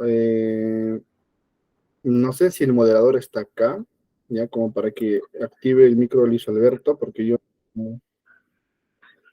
no puedo, no me dieron a mí esta hora a mí. Pero bueno, está bien, no se preocupen. Bueno, si en caso no se puede, les voy a dejar mi número de celular aquí, ya, para que me den cualquier consulta, de repente desean material adicional, etcétera. Ya no, aquí está. Me escriben, ya, obviamente me dicen, no soy alumno del curso tal, de la empresa tal, porque también dicto clases en educación superior aquí en Huánuco y también trabajo proyectos personales de desarrollo de SODA, página web, etcétera. Entonces, cuando a veces alguien me escribe y no me dice quién es, un poquito difícil de contestar. Bien, y también les voy a dejar mi correo, ya, mi correo personal, que lo uso para temas de educación, ya, para que me puedan escribir cualquier cosa. Entonces, continuamos, ya, continuamos. O de repente dejan su pregunta por el chat y más tarde, mientras volvemos acá, vamos a pasar a leer las preguntas. Bien, lo que vamos a ver ahora, ya para ir cerrando el tema y luego ya ver la integración del CIVA, el CIAF y el CEACE, de cómo funciona, vamos a ver lo que es el caso de las evaluaciones independientes del presupuesto por resultados. ¿Ya? Esta es una diapositiva que se dio por el director general de presupuesto público, que era Rodolfo Acuña. Ya no sé si aún está vigente este director, ya, pero él dio esta charla que me pareció cuando estaba buscando material para el curso, me pareció bastante interesante la perspectiva que tenía la Dirección General de Presupuesto Público, ¿no? El MEF, no, bueno, esta dirección pertenece obviamente al MEF, ¿no? Ya, la Dirección General de Presupuesto Público pertenece al MEF y que es el ente rector del Sistema Nacional de Presupuesto Público, que eso ya lo vimos, ¿no? La clase pasada, el ente rector. Ahora, ¿cuál era alguna de sus, digamos, de su definición, de sus funciones? Era, ¿no? Formular, proponer e implementar metodologías e instrumentos para mejorar la calidad del gasto público en todas las fases del proceso presupuestario. Es decir, desde el cuadro de necesidades hasta, ¿no? Hasta las políticas nacionales. Toda esa fase, ya que hemos visto acá, ya que hemos analizado aquí, conforman o forman parte del proceso de gas. Todo esto de acá, todo esto de aquí, en todo esto se detalla ya el tema de presupuesto. También, ¿qué hace, no? ¿Qué más interviene, digamos, la Dirección General de Presupuesto Público? En conducir el seguimiento y la evaluación del desempeño para mejorar la calidad del gasto público, ¿no? En todas las fases del proceso presupuestario. Entonces, para que la Dirección General de Presupuesto Público haga un buen trabajo, ¿qué necesita? Necesita una información confiable y calidad sobre el desempeño de las intervenciones públicas que sustente en el marco del presupuesto por resultados, ¿no? La toma de decisiones en materia presupuestal que contribuyan al logro de los objetivos de la política propietaria. Es decir, que si la dirección obviamente pues no es el ente rector, pero aún así necesita, ¿no? Digamos, necesita información confiable, ¿no? Porque el ente rector no puede hacer un levantamiento de información desde cero, porque tomaría demasiado tiempo, ¿no? Sobre todo si el problema pasa a una entidad grande. Y aún, digamos, no hemos llegado no, o no estamos en ese nivel de que se pueda hacer un levantamiento desde cero, como se hace muchas veces en otros países, sobre todo en Estados Unidos, ¿no? Donde por el hecho de que una entidad pública haga, o una empresa privada, declare mal sus estados financieros, etcétera, es un delito para ellos bastante, bastante grave, ¿no? Y los juicios allá son rápidos, no demoran mucho, ¿ya? Cambia aquí en Perú, ¿no? Si, ¿qué pasa si la dirección dice, no vamos a denunciar esto, ¿no? Porque hay hechos de corrupción, vamos a pedir la intervención de la fiscalía, pues el juicio demora 3, 4, 5 años, ¿no? Ahí ya vemos el caso de la señora Keiko Fujimori, ¿cuántos años tiene? Hasta ahora, bueno, aunque para muchos es culpable, para muchos es inocente, pero hasta ahora no sabemos qué dice la justicia, ¿no? ¿Cuántos años han pasado ya estuvo en la cárcel 2 veces, creo, 3 veces, y aún así seguimos, ¿no? Entonces, aquí, digamos, la justicia aún no está tan aligerada, pues, ¿no?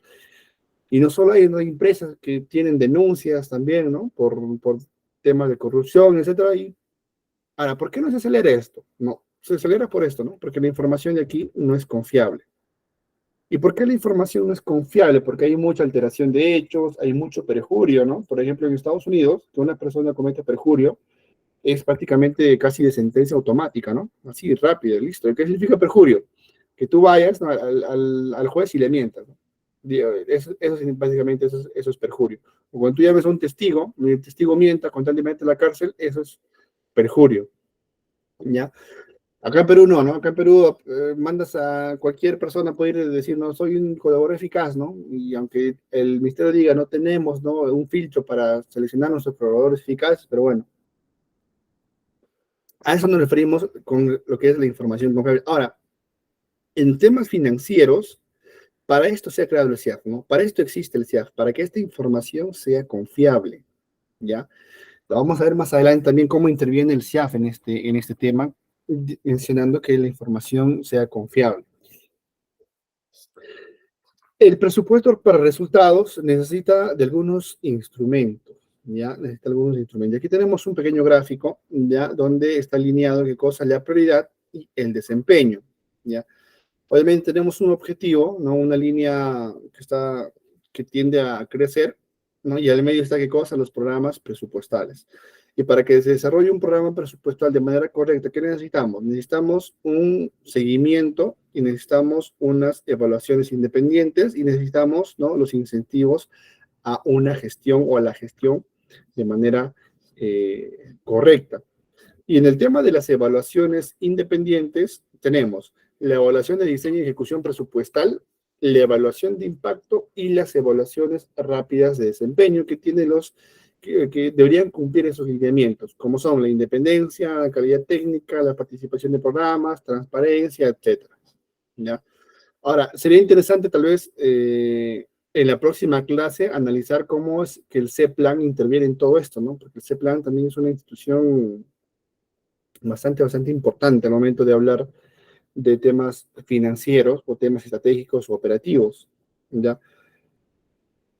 El presupuesto por resultados dice que se implementa de manera progresiva a través de estos 4 instrumentos que son estos de acá, ¿no? Incentivos, programas, seguimientos y evaluaciones, o evaluaciones. Que bueno, es que se mencionan acá, ¿no? Ahora, las acciones de seguimiento al desempeño sobre la base de indicadores. ¿Ya qué significa esto? Que yo voy a hacer mi evaluación en base a qué, en base a mis indicadores. ¿Qué indicadores tenemos? Pues en las políticas de modernización del Estado van a encontrar ahí ustedes indicadores, ¿no? Y si por ejemplo, vamos a poner un ejemplo así a grosso modo. Si yo tengo una encuesta de satisfacción al ciudadano, ¿no? Si decimos, ¿cómo percibes tú, digamos, la calidad del servicio de atención por parte del Estado peruano? Pues creo que en la mayoría va a poner, ¿no?, un puntaje bajo. Y ese porcentaje que sale como puntaje, ese es un indicador, ¿no? ¿Y qué me dice a mí? Que yo debo trabajar para mejorar ese indicador, ¿ya? Independientemente si es que digamos, pertenece a un ministerio o no. No sé, o sea, a eso nos lleva lo que es la gestión por proceso, ¿no? La gestión por proceso dice que debemos tener un trabajo de manera horizontal, más no vertical, ¿no? Si, por ejemplo, haciendo un paréntesis para que se entienda esto, ¿no? Sobre todo antes, ¿no? ¿Qué pasaba antes? Que decías, ¿no? Mira, a ver, no sé, vamos al hospital, ¿no? Queremos sacar una cita, la chica te dice, uy, ¿sabes qué? No funciona, no sales en mi sistema, no tengo cita, ¿no? De repente anda, conversa con la encargada de citas, de repente te programa una cita, ¿no? Y tú ibas con la encargada, conversaba, decía, no, no puedo porque no hay doctor. No, ya, o conversa tú con el doctor, ibas, conversabas con el doctor te decía que no. O de repente volvías a la chica te decía, no, ¿sabes qué? Tu DNI aquí no está mal, o no la encuentro, no sé qué sé yo. ¿A qué voy con esto? Es que esos problemas, ¿no?, tenían un efecto, digamos, tenían un efecto en cadena, pero a pesar de que la cadena, ¿no?, los eslabones están conectados, aquí no, ¿no? Aquí no, ¿por qué? Porque tenías un problema en un área, esa área te mandaba a otra área, esa área te mandaba a otra área, y esa área te mandaba a otra área, al final nunca solucionabas tu problema, ¿no? Eso es trabajar, digamos, de manera vertical. ¿Qué nos dice la teoría de la gestión por proceso en el sector público? Que debemos trabajar de manera horizontal, es decir, el ciudadano no tiene por qué, digamos,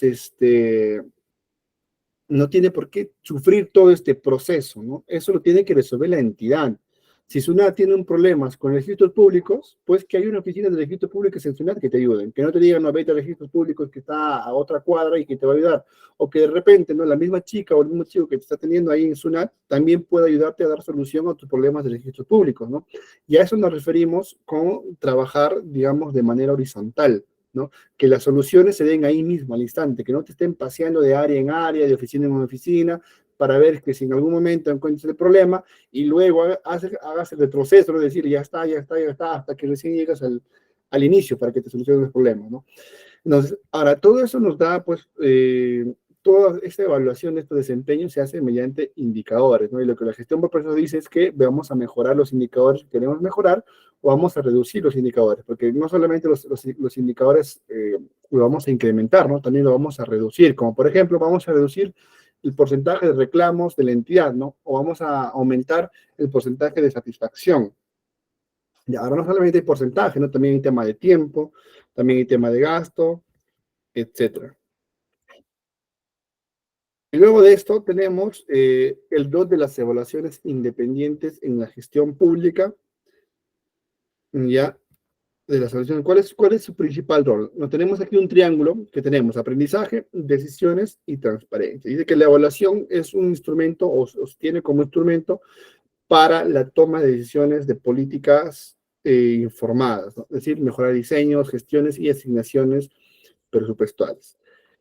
Las recomendaciones de las evaluaciones conducen a la firma de una matriz de compromisos de mejora entre el MEF y la entidad evaluada.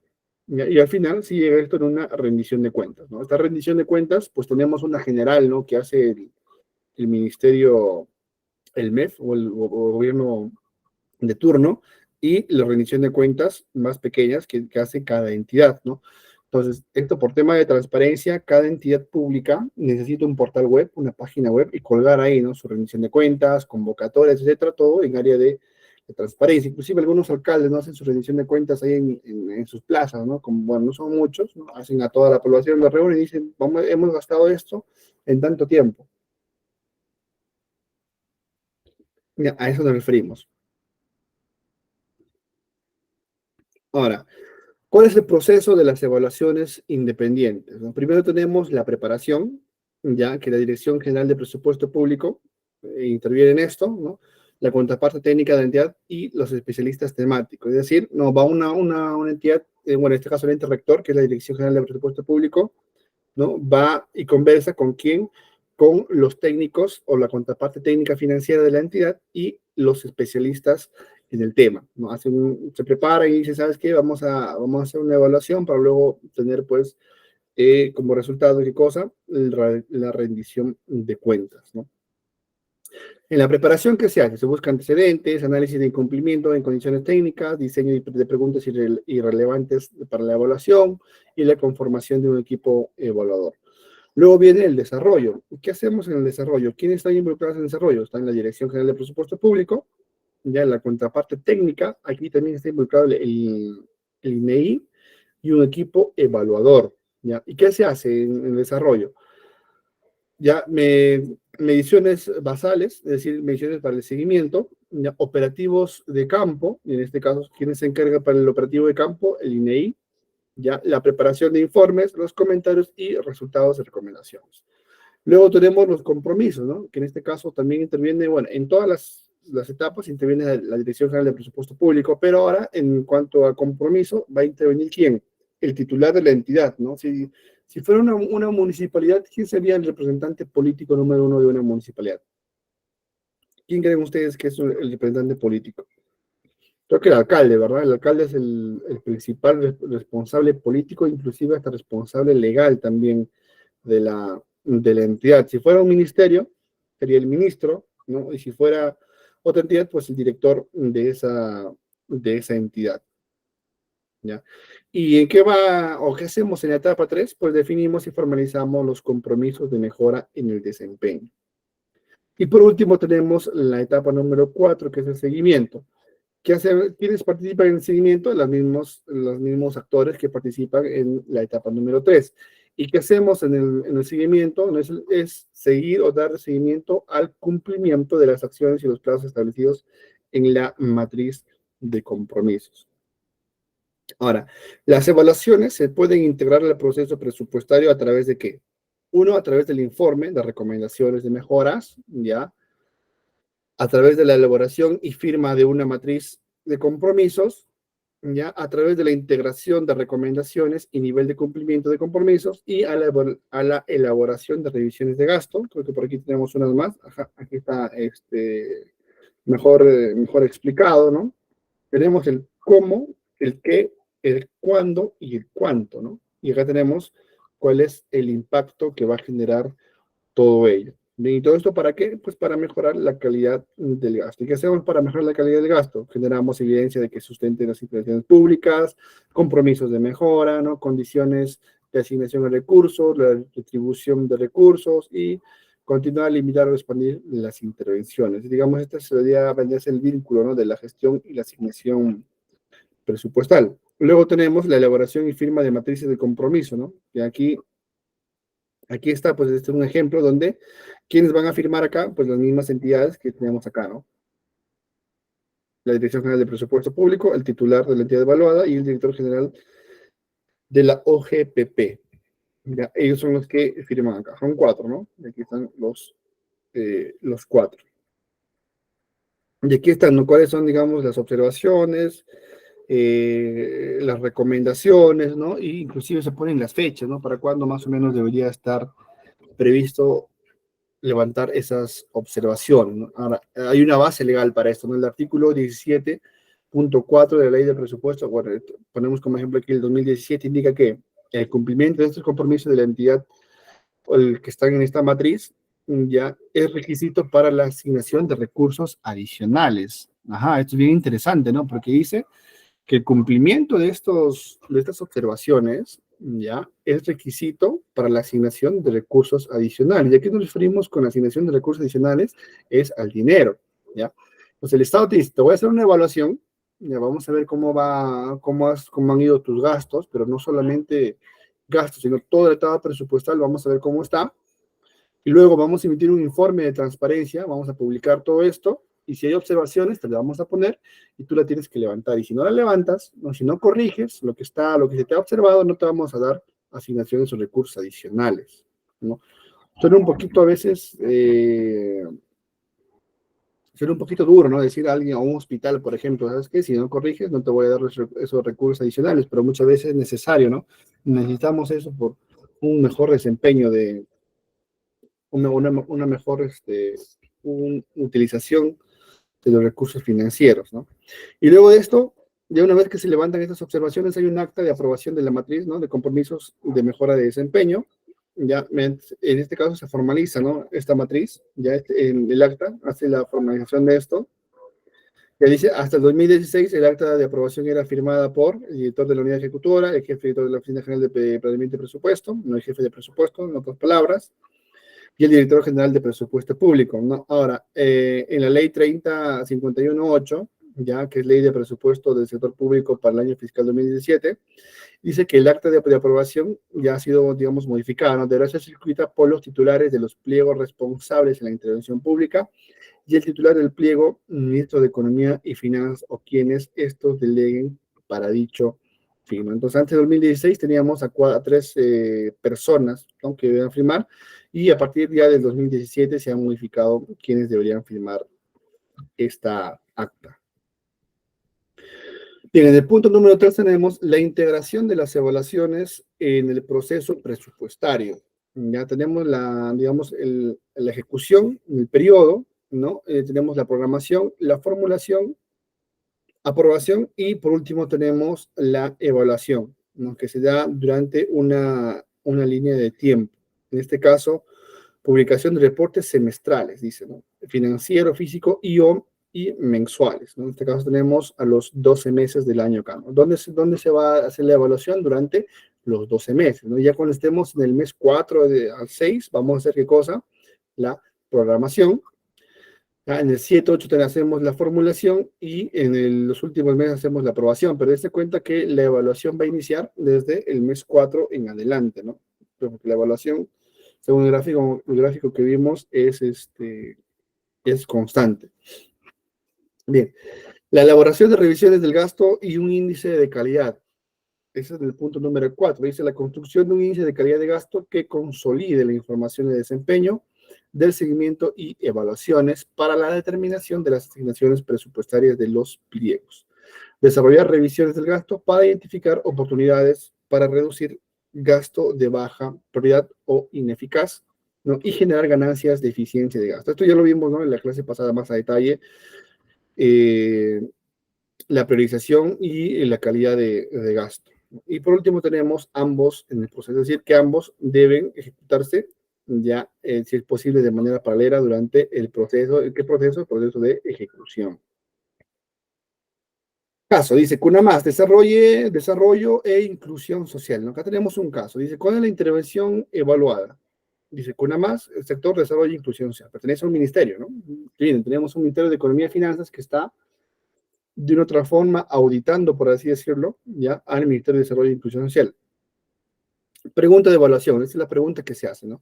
¿Cuál fue el efecto del programa de CUNAMAS sobre el desarrollo cognitivo de los niños y niñas menores a 36 meses beneficiados del programa? Es una pregunta bastante amplia, ¿no? Bastante general, pero ellos han pedido dinero, ¿no?, para esto, justamente para esto, ¿ya? Si esto lo llevamos a una tesis, esto sería el problema, ¿no? El problema general, ¿no? ¿Cuál fue el efecto, ¿no? ¿Y cuál sería la respuesta? Aquí, ¿no?, los resultados. Si se encuentran impactos modestos en áreas de resolución de problemas y de comunicación, ¿no? Dice impactos modestos, ¿no? ¿Qué significa impactos modestos? Que no han dado tanto resultado como se esperaba. ¿Qué dice? Los impactos se incrementan cuando la muestra se concentra en los niños que recibieron más visitas del programa, ¿no?, que los que parece indicar que el potencial del programa para mejorar el desarrollo pudo ser mayor al que se alcanzó. Es decir, ¿no?, que este impacto, ya sea negativo o positivo, incrementa cuando visitas a los niños que se le ha, que a los niños que ha llegado el programa, ¿no? Pero si tú vas y preguntas a los niños que no ha llegado el programa, obviamente el indicador o el impacto va a ser negativo, ¿no? Pero el objetivo no era llegar a todos los niños que puedan, ¿no? Llegar a todos los niños que realmente debería de llegar el programa, ¿ya? Otra de las preguntas era, ¿no?, ¿mejoraron las prácticas de crianza de la madre debido a la asistencia que brinda el programa? Es decir, ¿no?, tu programa que buscaba educar de una u otra forma a las madres ha ayudado realmente eso, y se incrementan las actividades de juego proporcionadas por la madre y se redujeron las prácticas violentas en el hogar, ¿no?, que produjeron proporcionar un mayor desarrollo del niño. Entonces podemos decir que de una u otra forma la respuesta también ha sido la correcta. Y en cuanto a recomendaciones, dice, ¿no? Bien, luego de esto, ¿no?, el comité que está evaluando esto te hace la pregunta, te da las respuestas y te da la recomendación, ¿no? Obviamente esto no se hace así, ¿no? Esto es muy chiquito, ¿no? Porque hay documentos que están de por medio.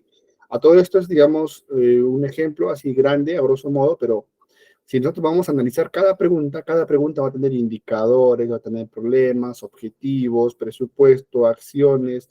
Ahí también interviene el planeamiento estratégico, el planeamiento operativo, etcétera. ¿Para qué? Para ayudar en esto, ¿no? Para ayudar, para solucionar este problema, para lograr que este efecto que ha causado sea positivo y no sea negativo. Entonces, una vez hecho todo esto, todo este análisis, ya por las partes técnicas y los especialistas del tema, empiezan las recomendaciones. Dice, fortalecer los diversos aspectos relacionados a la operatividad y calidad del servicio. Dice, diseñar estrategias no pecuniarias para la reducción de la alta rotación y distracción existente entre los acompañantes técnicos y facilitadores. Estoy diciendo acá, no, mejor tu estrategia, ¿no? Tu planeamiento estratégico, digamos, no está funcionando de manera correcta.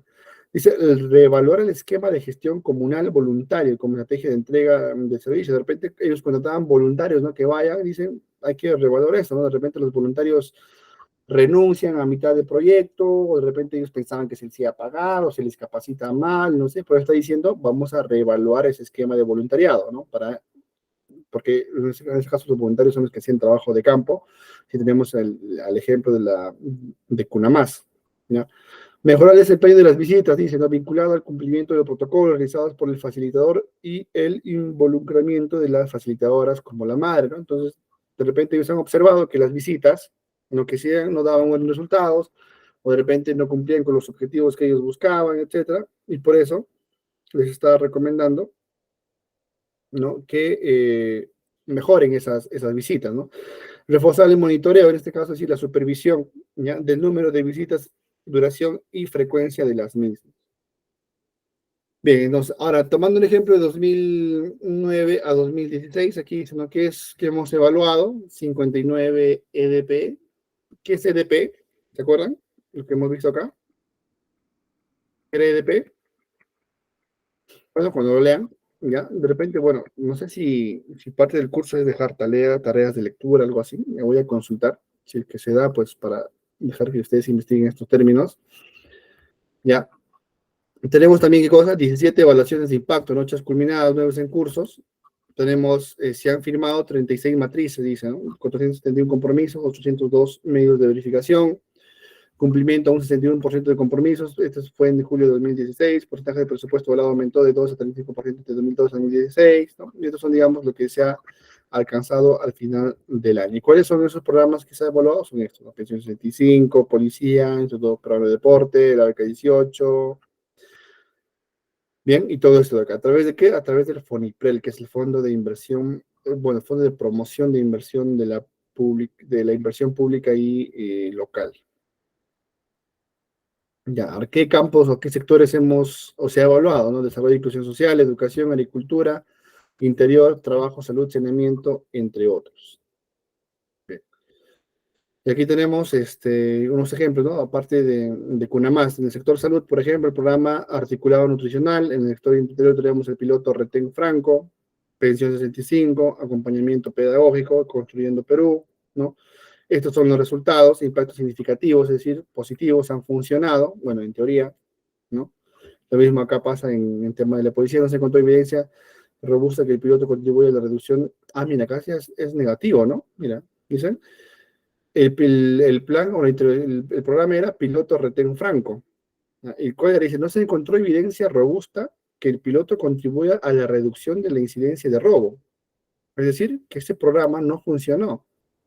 Dice, no es costo efectivo, es decir, que el presupuesto que yo le asigné para este programa no ha funcionado. Dice, el programa no fue expandido, implicó un ahorro de 1.384.000 millones de soles, ¿no? Imagínense si este plan funcionaba o se daba en marcha y no funcionaba, mire todo el gasto que se hubiera hecho de manera innecesaria, ¿no? Ahora vamos a pensión 65, obviamente esto es al 2016, ¿no? Dice, reducción del trabajo remunerado, incremento del bienestar subjetivo, no, pero no acceso a la salud ni el estado de salud física. Entonces, aún, digamos, está funcionando para medias tintas, ¿no? ¿Y cuál es, digamos, el uso que se dio a esto? Dice, replantear los objetivos relacionados al acceso, al acceso a salud del adulto mayor. ¿Ya? El acompañamiento pedagógico, ¿no? Que es del sector de educación, dice, que dio como resultado un mayor impacto en el logro académico en las escuelas de polidocentes urbanas, ya impacto sobre el aprendizaje en matemática es mayor que comprensión lectora. Entonces sí hubo, digamos, podemos decir que un resultado positivo, aunque, digamos, fue mejor aprendizaje en temas de matemática que comprensión lectora, ¿no? Se cambió la focalización de las de escuelas beneficiarias y una estrategia diferenciada para la zona. Entonces sí está funcionando, pero no como queríamos, entonces cambiamos un poquito la estrategia de los objetivos. Y el tema de Construyendo Perú, que era un programa, ¿no? de trabajo que se le daba a los pobladores, ya dice, se encuentra evidencia de impactos de corto plazo sobre ingresos que se sostienen en el mediano plazo. Es decir, no sé si ustedes vieron, ¿no? Muchos ciudadanos con su polito rojo, ¿no? De Construyendo Perú, que a través de los municipios se les daba trabajo de manera rápida, ¿no? Entonces, ¿qué dice esto? Que sí se evidenció que en un corto plazo, que los ingresos que tenían estas personas les ayudaban a ellos a mediano plazo. Entonces, registró la población objetivo del presupuesto y los requerimientos presupuestales asociados. Y aquí podemos seguir viendo otros programas. Bien, eso se lo voy a dejar a ustedes para que ya lo lean. Ahora, ¿cuáles son las estrategias de difusión? ¿No? ¿Cómo el Estado te dice, ¿no? Cómo hemos gastado el dinero en todos estos programas? ¿Cómo lo hemos evaluado, etcétera? También, pues, el Estado en área de transparencia tiene que promover, ¿no? Porque ahí hemos visto, ¿no? El presupuesto de 2022 en comparación a 2020 es bastante, ¿no? Y el Estado tiene que decirte, ¿no? Cómo está gastando tu dinero, cómo está gastando el dinero de los peruanos. Hay informes de resultados, ¿no? De impacto de evaluación. Se han generado 8 informes. Se han generado 56 informes de resultados también, ya 17 policy brief dirigidos con resúmenes de evaluaciones dirigidos a los tomadores de decisiones, que los policy briefs son estos de acá, ¿no? Estos libritos, ¿ya? 16 documentos breves dirigidos a operadores del sector, evaluadores, miembros de la Dirección General de Presupuesto Público, o sea, documentos que resumen de manera general a todos estos miembros, operadores, ¿ya? Y los informes de seguimiento de compromiso, inclusive acá tenemos un link, ¿no? Para ver, vamos a ver si es que aún está, si es que aún está activo.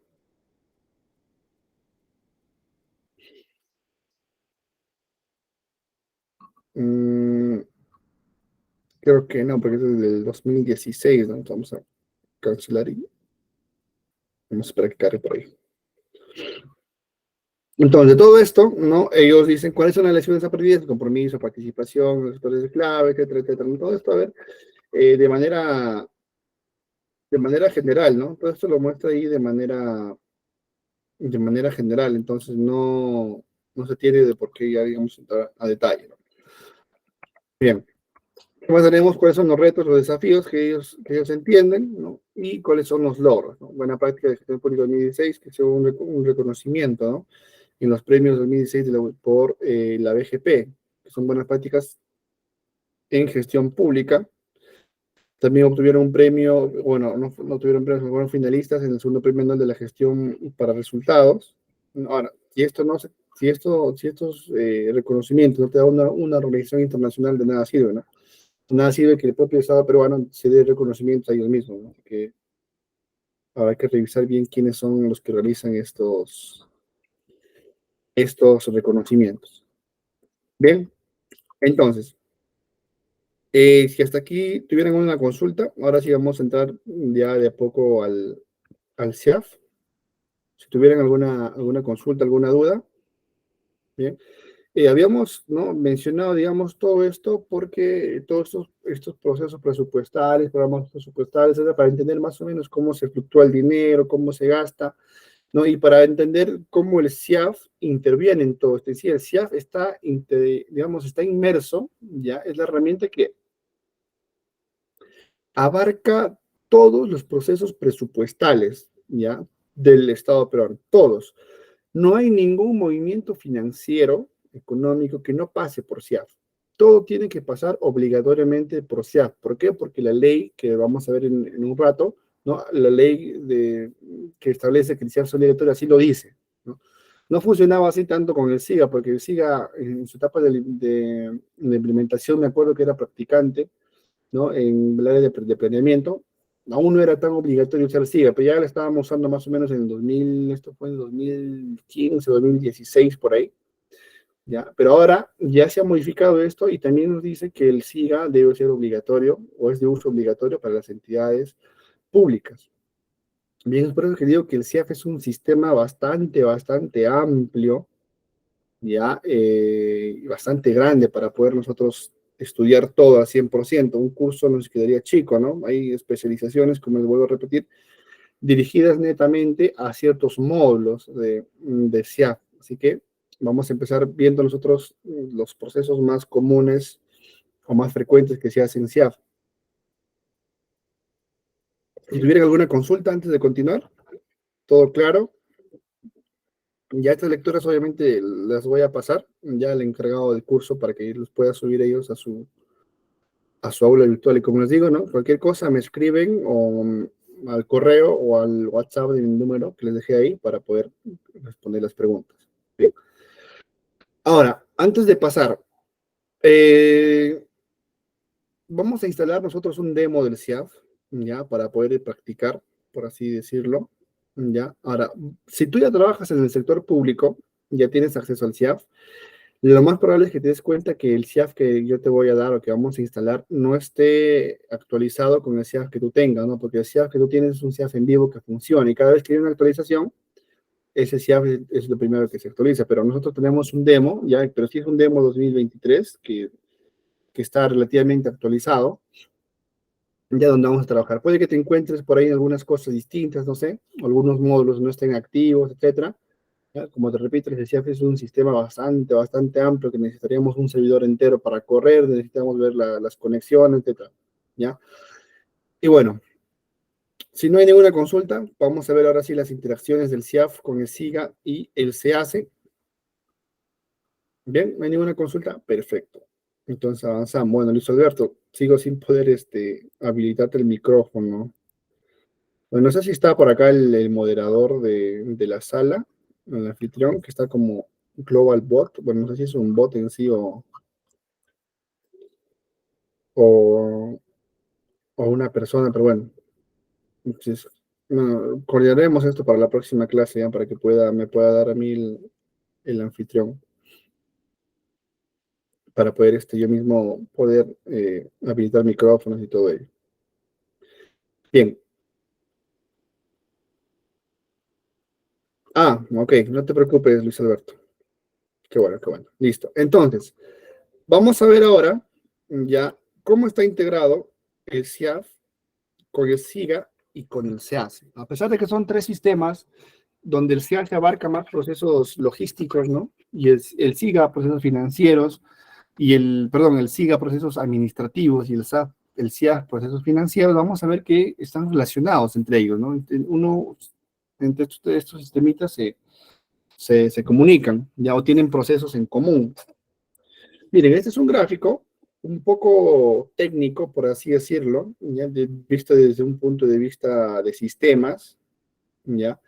Pero aquí vamos a ver cuáles son esos módulos, ya, que comparten. Cada uno tenemos presupuesto o que tienen, digamos, acceso. Tenemos el módulo de presupuesto, el módulo de deuda, ya, el módulo de tesorería y el módulo de contabilidad. De contabilidad. En este caso, el Banco de la Nación también está conectado al sistema de SIAF. ¿Ya? ¿A través de qué? En este caso, el módulo de tesorería. Ya que tenemos, ¿no? Es el Banco de la Nación. ¿Ya? La tesorería. ¿Qué es el Banco de la Nación? Pues funciona como si fuera un proveedor, ¿no?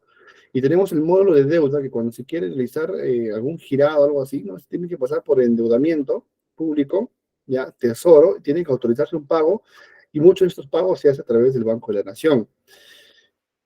Ahora, hay procesos, ya, que para yo pasar a un banco privado, ¿qué hago? Primero envío ese dinero al Banco de la Nación, y del Banco de la Nación se encarga a los bancos privados, a través de la Cámara de Compensación Electrónica, el CCE. Es por eso que muchas veces hacen tu pago mediante SIAF, pero el SIAF no tiene conectado a los bancos privados. No tiene, ¿no? No tiene al BCP, no tiene un módulo ahí conexión de BCP, Continental. No tiene aquí al Banco de la Nación, y el Banco de la Nación es el encargado de hacer este trámite. Por eso que a veces los trabajadores dicen, ponte una cuenta de cualquier banco, no hay problema, ¿no? Y aunque sí algunos te piden cuenta del Banco de la Nación, ¿no? Para algunos puestos. Y creo que, bueno, yo cuando era practicante, por ejemplo, me pedían, ¿no? Sí o sí cuenta en el Banco de la Nación. Ya no, a otros trabajadores sí le pedían cuenta en cualquier banco, pero a mí sí me pedían, por ejemplo, cuenta del Banco de la Nación, ¿no? Y bueno, ¿qué más tenemos? A ver, vamos a empezar revisando. A ver, ¿por dónde empezamos? Tenemos un montón para revisar, ¿ya? Ahora, estos cuadritos verdes, ya, son los módulos SIAF, ¿ya? Son los módulos SIAF. Y estos cuadraditos acá que son anaranjados son los módulos de SIGA, ¿ya? Son los módulos de SIGA. Entonces, ¿qué tenemos en SIGA? Tenemos pedidos, en este caso pedidos, tenemos bienes y servicios, programación. ¿Qué está en programación? El cuadro de necesidades y el PAC, ¿no? Por ahí su compañero dijo algo con respecto al PAC, perdón. ¿Y qué más tenemos en el SIGA? Tenemos almacén y tenemos otro módulo de adquisiciones y contrataciones con el Estado, y por último tenemos el módulo de patrimonio. Como vemos, el módulo de adquisiciones y contrataciones y el módulo de almacén y el módulo de patrimonio se conectan con el módulo de contabilidad del SIAF. ¿Ya por qué? Porque el módulo de contabilidad del SIAF necesita hacer los reportes contables y los balances. ¿En base a qué? En base a las adquisiciones, ¿no? O en base y al patrimonio que se tiene, ¿ya? Y esto está, pues, en la Dirección Nacional de Contabilidad Pública, ¿no? Que es el ente rector, ¿ya? Y en el módulo SIAF también está la parte de CONTAP, que es la Contraloría General de la República. Bien, y el patrimonio se almacena en SBN. ¿Ya? Ahora, eh, para que contabilidad acceda a patrimonio, ya también tiene que tener patrimonio con conexión a almacén. ¿ya? Y en almacén, ¿qué cosa hace? Pues envía los activos fijos, que también puede conectarse con contabilidad directamente. ¿Cómo se conecta con almacén o mediante qué operación? Mediante las entradas y las salidas de bienes, ¿ya? Almacén netamente para bienes, ¿ya? ¿Y quién alimenta almacén? En este caso, almacén, pues es alimentado por el proveedor de los bienes. ¿Ya? Y ya saben, ¿no? Que por cada cosa que ingrese, que sea un bien, tiene que sí o sí formar parte del patrimonio y contabilidad se encarga en sus reportes contables y balances, puede tener en cuenta esos patrimonios.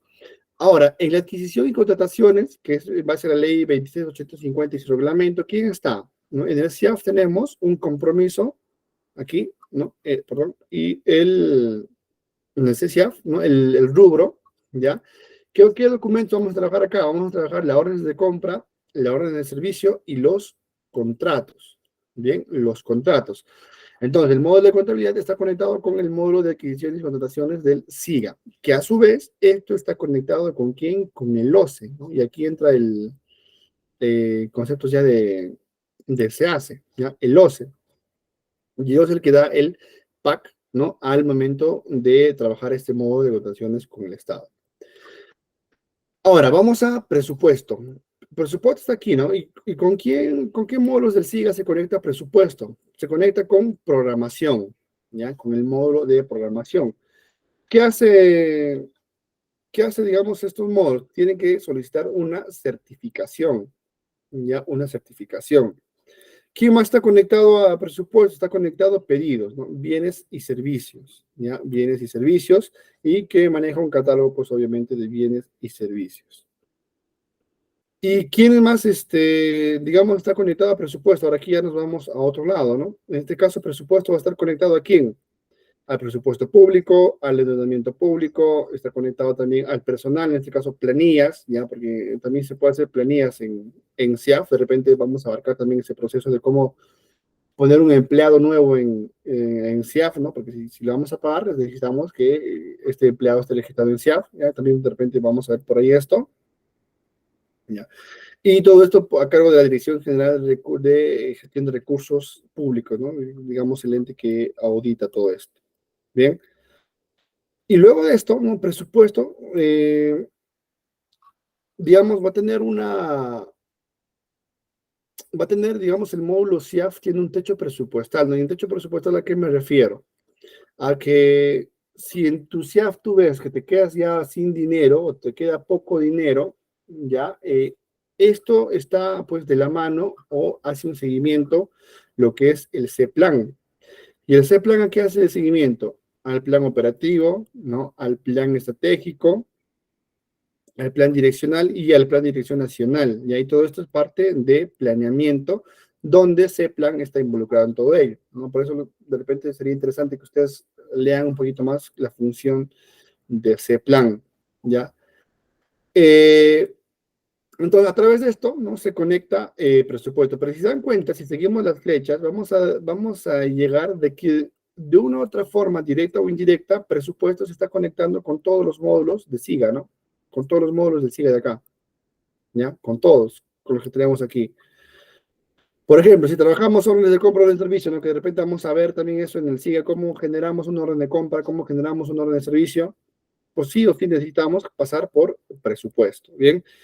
Otros módulos, como por ejemplo deuda, ya que no tiene alguna conexión directa, ¿no? Con un módulo de SIGA, pero sí a través de, digamos, endeudamiento público, tesoro público, que eso es de tesorería, que tesorería sí se conecta con almacén, ya para ver los bienes adquiridos y para que tesorería haga un control de los bienes entregados. En este caso, que ¿a través de qué? De las facturas, ¿ya? Tesorería necesita tener el conocimiento de estas facturas, y no solo tesorería, ¿no? Sino también contabilidad, pero a través de qué, en este caso, tesorería le envía los pagos generados, ¿no? Acá. Y obviamente también tiene que tener, pues, tesorería el tema de la SUNAT, ¿para qué? Para la retención, ¿no? No, esto es, digamos, en caso de la, así explicado a grosso modo nada más, porque vamos a ver en la práctica, ya vamos a ver cómo, inclusive en CIAF tenemos un módulo SIGA, ¿no? Perdón, en SIGA tenemos un módulo CIAF, ¿no? Vamos a ver cómo enviamos algo de SIGA y en CIAF va a estar apareciendo, sobre todo en el caso de órdenes de compra y servicios. Bien, ¿Qué más tenemos? Tenemos una integración, ¿no? Esta integración de CIAF-SIGA dice, ya también se da con el registro de certificado. Dice, ¿cómo es la integración ahora con el OCE o el SEACE? Ya dice, difundir un nuevo esquema y los casos más frecuentes que presentan las validaciones implementadas en el proceso de integración SIAF-SEACE en concordancia con los procedimientos establecidos en los entes rectores. Entonces, dar a conocer el procedimiento para la creación de los usuarios autorizados en el módulo de integración SEACE con el SIAF. Entonces, ¿cuáles son esos productos que se han implementado? El servicio web y validación de certificaciones de crédito presupuestarios, SIAF, SEACE, MEF, y el aplicativo web módulo de integración SEACE, SIAF. Creo que aquí inclusive hay un link para revisarlo, ¿ya? Entonces, ¿cuáles son los módulos que están conectados del SIAF con el SEACE? Tenemos el módulo administrativo del SIAF, ya con el sistema electrónico de contrataciones del SEACE. ¿Cuál es el proceso? Primero se hace el registro de certificado de crédito presupuestario, ya, luego se valida en la consola de actos preparatorios, entidad, año fiscal y el número de CPP o de CSP. Luego, ¿qué más vemos? En la consola de selección, ¿no? Vamos a convocatorias, ya se reserva el CPP, que es el CSP, ya código de proceso, ID de proceso, mejor dicho, ya. Y otra vez se va al certificado de aquí el registro de certificado.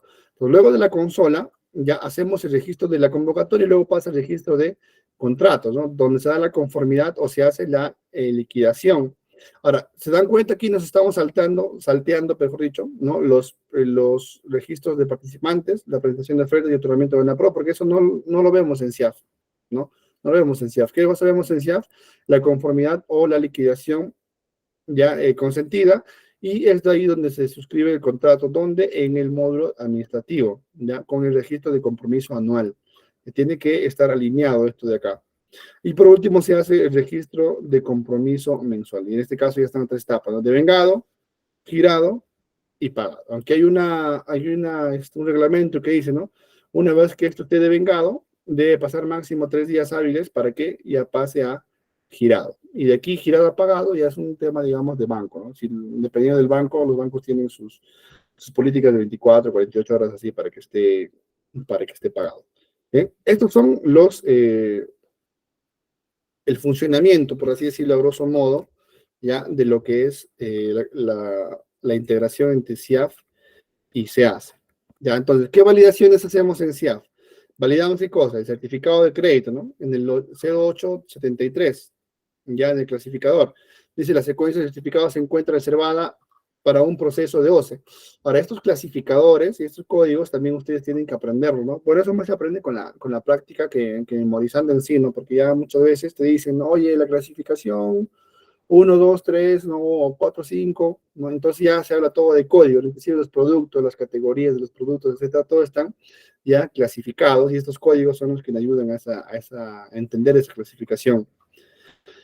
Ya, y tenemos dos, ¿no? Entonces, el certificado presupuestario, ¿qué tenemos? Las dos validaciones, ¿no? El 873 y el 874. El 873 significa que se encuentra reservada para un proceso de OCE y no se puede anular. Y el 874 significa, ¿no? Rebaja del certificado, genera un saldo menor al monto reservado para el proceso. Del compromiso anual tenemos el código 891 o la validación 891, que significa que el proveedor no tiene contrato registrado en OCE, ¿ya? Y 892 dice que el rubro de compromiso anual es diferente al rubro del contrato en OCE. Y tenemos del compromiso mensual el 893, donde dice que el compromiso se está vinculando a un contrato OCE distinto que la certificación reservada. Entonces, todo esto tiene un significado, ¿no? Ya los que trabajan en logística y presupuesto ya tienen mayor conocimiento técnico de eso de acá. Y lo que hacemos en el SEACE, ¿no? En la consola de actos preparatorios, el certificado de crédito presupuestario solicitado no existe, son los mensajes nada más, a diferencia de SIAF, ¿no? Que te da mediante códigos, clasificadores, aquí no, aquí simplemente te dan mensajes de validaciones, ¿no? En cuanto a la consola de actos preparatorios, el certificado de crédito no existe, el certificado solicitado no está aprobado en el SIAF, no, el certificado se encuentra anulado en el SIAF, o no tiene saldo disponible en el SIAF, ya, o no corresponde a bienes, servicios o inversiones. Esta es una página de integración, se hace, pero creo que ya no está activa, ya hace bastante tiempo. Voy a ver cuál es la nueva ruta de esto, ya para de repente la próxima dar una pequeña clase modelo de esto, ya, pero voy a buscar cuál es la que está activa, porque me he tratado de conectar y no está, ¿no? No está activa. Pero bueno, este módulo ya era un aplicativo web, ya donde se integraba SIAF, se hace con el SIAF, ¿ya? Dice, se deberá contar con el usuario y clave del jefe de la hoja, responsable del manejo de cuentas bancarias, teniendo en consideración que conforme de la disposición del interrector es único habilitado para decir que necesitamos a una persona, ¿no? En este caso, el responsable titular del manejo de cuentas bancarias, que es el jefe de la hoja, que va a tener acceso a esto, ¿ya? Para que pueda ingresar mediante un usuario y contraseña. Así que es bastante restringido. Entonces, ¿cómo se da esta integración o de qué manera se da la integración? Entre los tres, ¿no? Entre el SIGA, el SIAF y el SEACE, y estos son pues los módulos y los procesos, los procedimientos que se crea ya para la integración, que no vamos a entrar a detalle ahorita, ya. Y eso sería, digamos, lo último que vamos a hacer. Pero vamos a detalle porque es, digamos, abarca varias áreas, ¿no? Y le repito otra vez, si tú como empleado entras al sector público, no vas a ver todo esto, ¿no? No vas a ver todo esto. De repente, obviamente a nivel de software, ¿no? De repente solamente vas a ver eh, no sé, pues el módulo administrativo, de repente solamente ves el módulo de tesorería, solo el módulo de almacén, etcétera. Entonces sería mejor enfocarte más en el área que entender, digamos, el todo, ¿no? Pero obviamente debemos, como gestores públicos, aunque es un concepto más de gestión pública, entender, ¿no?, cuál es el funcionamiento, etcétera. Pero esto ya es un conocimiento un poquito más técnico de ello.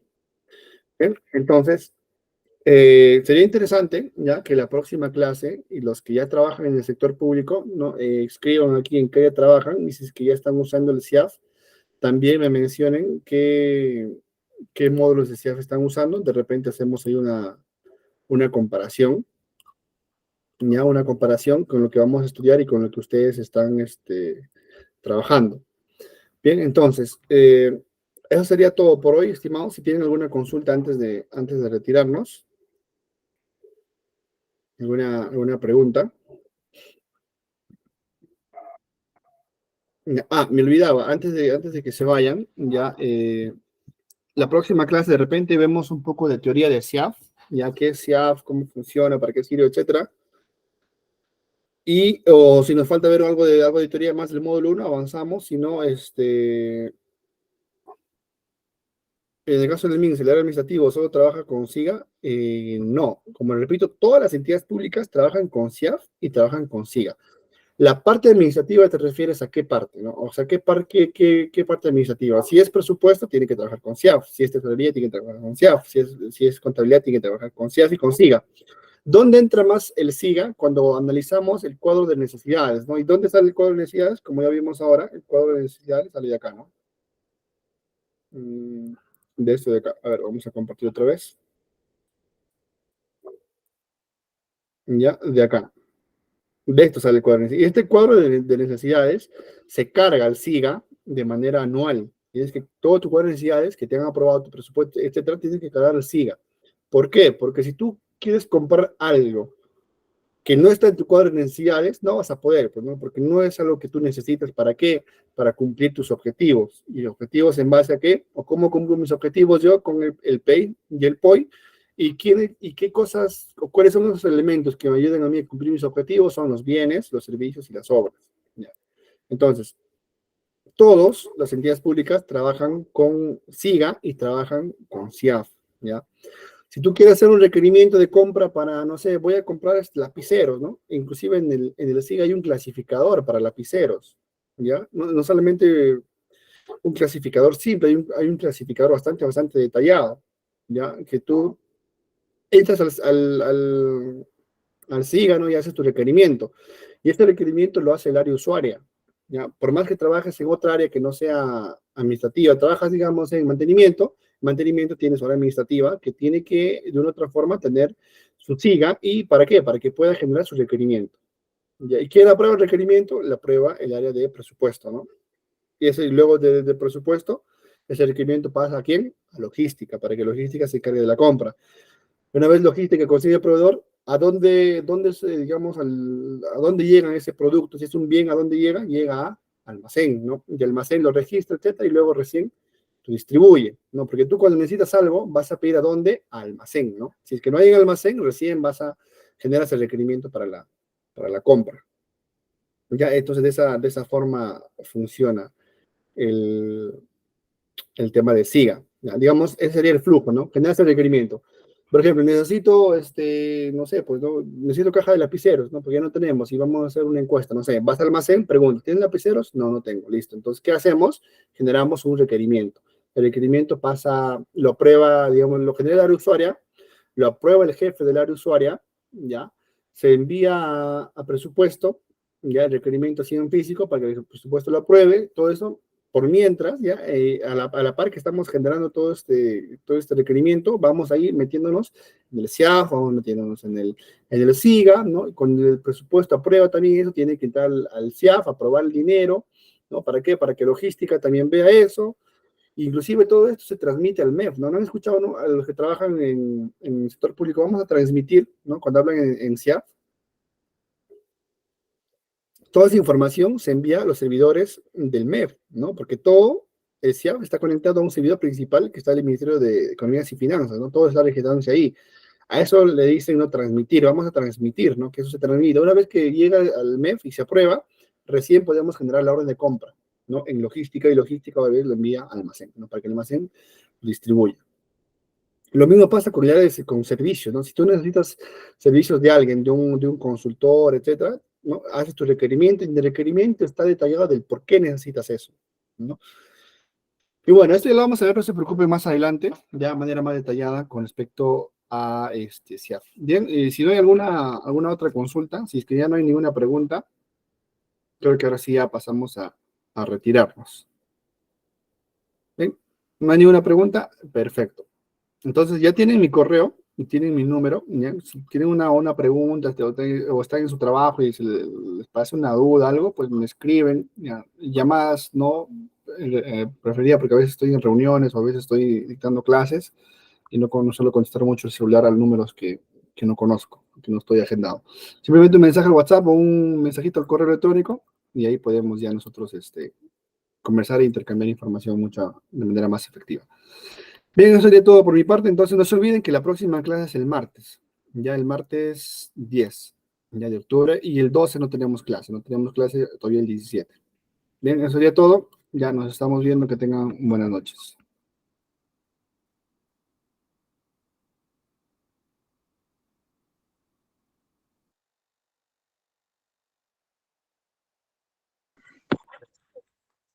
Buenas noches, profesor. Buenas noches, profesor.